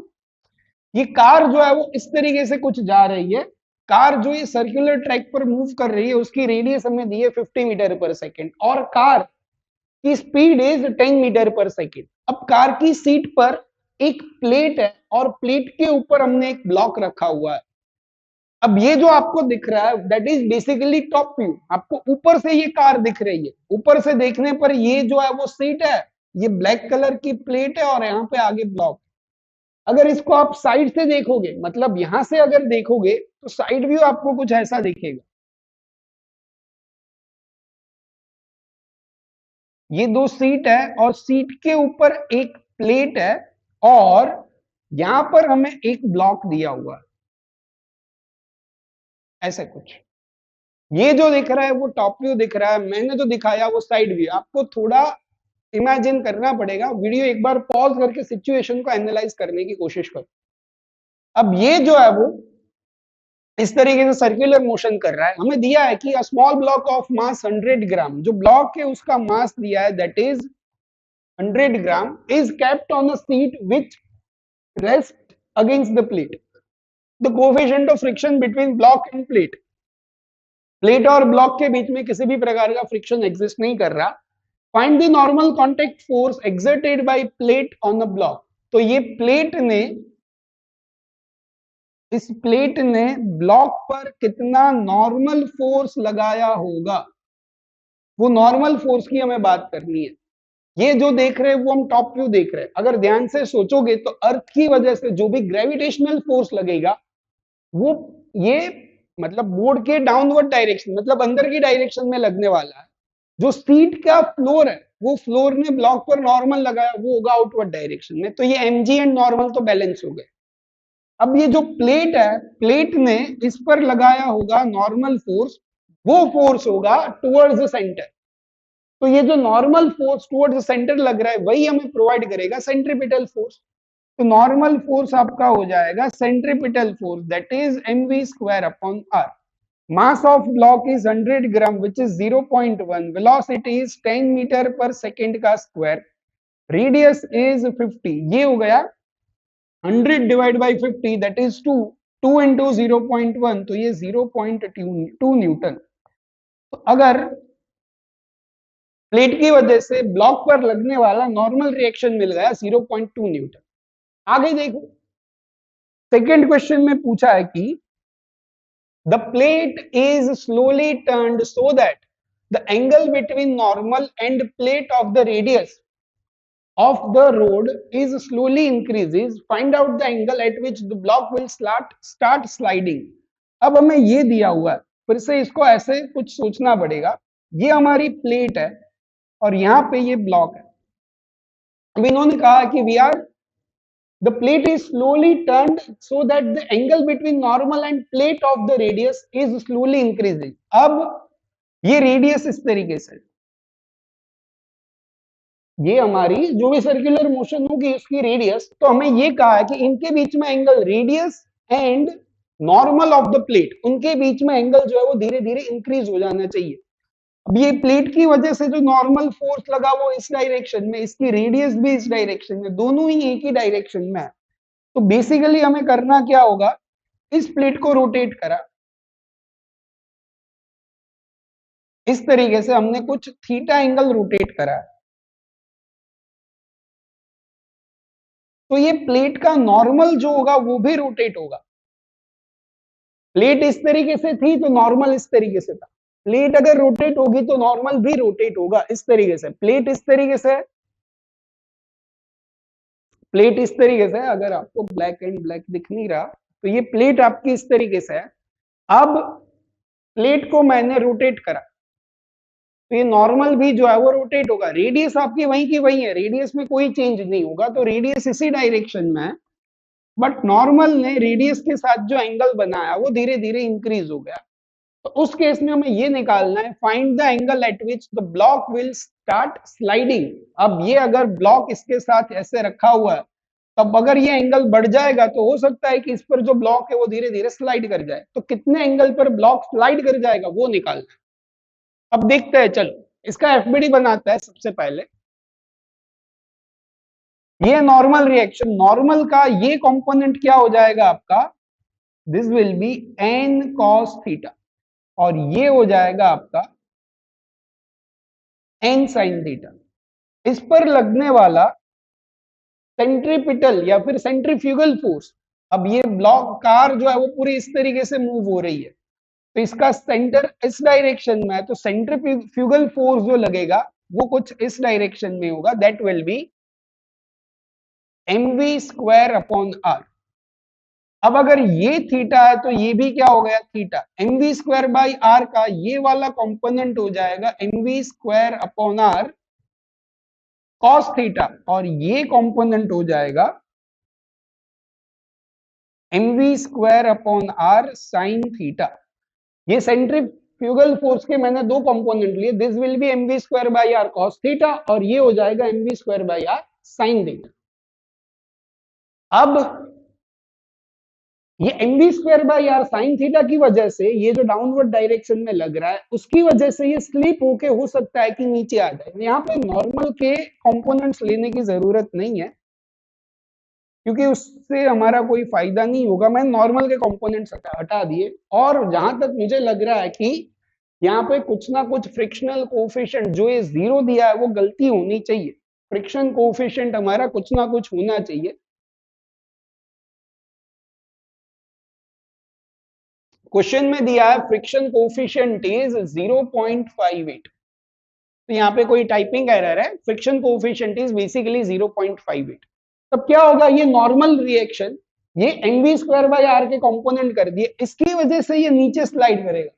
अगर ये नीचे स्लाइड कर रहा है तो इस पर फ्रिक्शनल फोर्स लगेगा अपवर्ड डायरेक्शन में। फ्रिक्शनल फोर्स की कुछ मैक्सिमम वैल्यू फिक्स होती है, तब तक ये झेल पाएगा जब तक इसकी मैक्सिमम वैल्यू नहीं मिल रही। तो maximum value of frictional force is mu N. अगर ये फ्रिक्शनल फोर्स और ये डाउनवर्ड डायरेक्शन में mv square by R sine theta,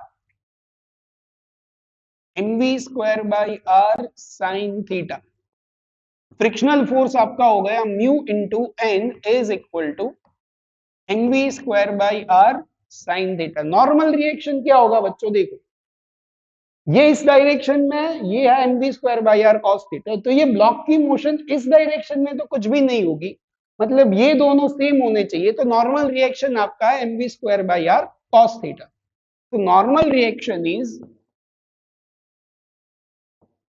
mv square by R cos theta, this will be mv square by r sin theta। ये mv square by r cancel हो गए, this will be mu cos theta is equal to sin theta, sin theta upon cos theta, that will be tan theta equal to mu, so theta will be tan inverse mu। mu की value 0.58 question में दी हुई है। अब आप याद कर सकते हो, हालांकि 0.58 होता है 1/√3। 1/√3 का मतलब है थीटा आपका होना चाहिए 30 डिग्री। ये वैल्यू आप याद कर सकते हो कि मतलब 1/√3 की वैल्यू होती है 0.58, तो वहां से थीटा जो है वो हमारा 30 डिग्री मिल जाए। चलो आगे देखते हैं, क्वेश्चन नंबर 3030, शायद ये लास्ट क्वेश्चन है। देखो, a table with a smooth horizontal surface is placed in a cabin which is moving in a circle of a large radius r। अब ये पूरा कैबिन है और ये टेबल है, टेबल के अंदर पुलीज रखी हुई है और दो मासेस है m1 एंड m2, और ये आपको फिर से टॉप व्यू दिखाया गया है, हम ऊपर से देख रहे हैं, और ये पूरी सिस्टम जो है वो इस तरीके से रोटेट हो रही है। Two masses which are m1 and m2, यहाँ पे मासेस दो है that are m1 and m2, मतलब इन यहाँ पे दोनों के मासेस हमें दी है। दिस इज m1 जो है वो m मान लो, m2 जो है वो 2m दिया हुआ है। They are placed on a table and connected through a string going over the pulley. Initially, the masses are held by a person with string along the outward radius. The system is released from the rest. We have to find the magnitude of initial acceleration of masses as seen from the cabins. Cabin के अंदर बैठकर हम देख रहे हैं। अब हमें ये पता है कि ये पूरा क्या कर रहा है, सर्कुलर मोशन कर रहा है। अब कैबिन के अंदर सर आप देखोगे तो हर एक ब्लॉक पर, जितने भी ब्लॉक्स है, सब ब्लॉक्स पर क्या लगेगा, centrifugal acceleration, that will be m r omega square। Centrifugal acceleration यहां पर कैबिन के अंदर बैठ के मैं ऑब्जर्व कर रहा हूं, तो acceleration will be r omega square. r जो होगी वो आपको दिया होगा, लेंथ हमें दी हुई होगी क्वेश्चन में, देखो तो लार्ज रेडियस r दी है, so this is a large radius capital R की बात है, तो जो ये एक्सेलरेशन होगा वो कैपिटल R ओमेगा स्क्वायर होगा। अब याद करो, जब हमने न्यूटन्स लॉ ऑफ मोशन पढ़े थे तब ऐसी कोई सिस्टम देखी थी, m1 m2 ब्लॉक थे, मान लो m2 का मास ज्यादा है, तो इसके एक्सेलरेशन की फॉर्मूला आपने याद करी होगी, अगर नहीं याद करी है तो याद कर लो, ये यूजफुल होती है। Acceleration will be basically m2 minus m1 into ji upon m1 plus m2, and tension जो होता है वो होता है 2m1 m2g upon m1 plus m2। इन दोनों पर एक्सेलरेशन जो होता है वो ओनली ड्यू टू ग्रेविटी, एक ही एक्सेलरेशन होता है। अब ये वाले केस में ये हम टॉप व्यू देख रहे हैं, तो इस पर जो ग्रेविटी की वजह से एक्सेलरेशन होगा वो तो बोर्ड के अंदर वाले डायरेक्शन में होगा, तो वो एक्सेलरेशन इन दोनों पे नहीं लगेगा इस डायरेक्शन में, मतलब हॉरिजॉन्टल डायरेक्शन में, वो तो ये वर्टिकल में है, तो उससे इनकी मोशन में कोई फर्क नहीं होगा। तो यहाँ पर जी की कोई इंपॉर्टेंस नहीं है। यहाँ पे कौन सा एक्सेलरेशन इंपॉर्टेंट है, r ओमेगा स्क्वायर। तो आप यही फॉर्मूला इसके लिए अप्लाई कर सकते हो। यहाँ पे एक्सेलरेशन होता है only due to gravity g, यहाँ पे एक्सेलरेशन होगा r ओमेगा स्क्वायर। अब वैल्यूज पुट कर देते हैं। एक्सेलरेशन में m2 माइनस m1 मतलब 2m माइनस m इंटू यहाँ पे g है, क्योंकि यहाँ पे g एक्सेलरेशन था, यहाँ पे एक्सेलरेशन है आपका r omega square upon m1 plus m2 मतलब 2m प्लस m, तो ये हो जाएगा m r omega square upon 3m, m ने m को मार दिया तो ये हो गया r ओमेगा स्क्वायर अपॉन 3। तो acceleration is basically r omega square upon 3। And next is tension. Tension होता है 2 m1 m2 g। m1 जो है वो आपका m है, m2 2m है। Acceleration is r omega square upon m1 plus m2, so this will be 4m square r omega square upon 3m, m से m cut गया तो ये हो जाएगा 4r ओमेगा स्क्वायर अपॉन 3। तो आपको बस ये इक्वेशन जो है वो याद करनी पड़ेगी, क्योंकि ये हेल्पफुल होती है। बहुत बार डायरेक्ट कैलकुलेशन हम कर सकते हैं, आगे भी इसकी हेल्प लगेगी, तो ये एक बार याद कर लो। फिर ये देखना है कि एक्सेलरेशन यहाँ पे कौन सा इंपॉर्टेंट है। यहाँ पे तो ड्यू टू ग्रेविटी था, पर यहाँ पे सेंट्रीफ्यूगल एक्सेलरेशन था, तो हमने बस वैल्यूज जो है वो यहाँ पे पुट करी और कुछ नहीं। शायद ये आखिरी क्वेश्चन था। ओके, तो यहाँ पर हमने बच्चों सर्कुलर मोशन के एचसीवी के सारे क्वेश्चन जो है वो सॉल्व कर लिए। होपफुली आपको भी सारी चीजें अच्छे से समझ में आई होगी। अगर फिर भी कहीं पे डाउट है तो कमेंट करके बताओ, या फिर डिस्क्रिप्शन बॉक्स में जो व्हाट्सएप ग्रुप की लिंक है वहां पे भी आप जुड़कर वहां पे भी डाउट्स पूछ सकते हो। एंड आपकी एग्जाम की प्रिपरेशन के लिए, स्टडीज के लिए ऑल द बेस्ट।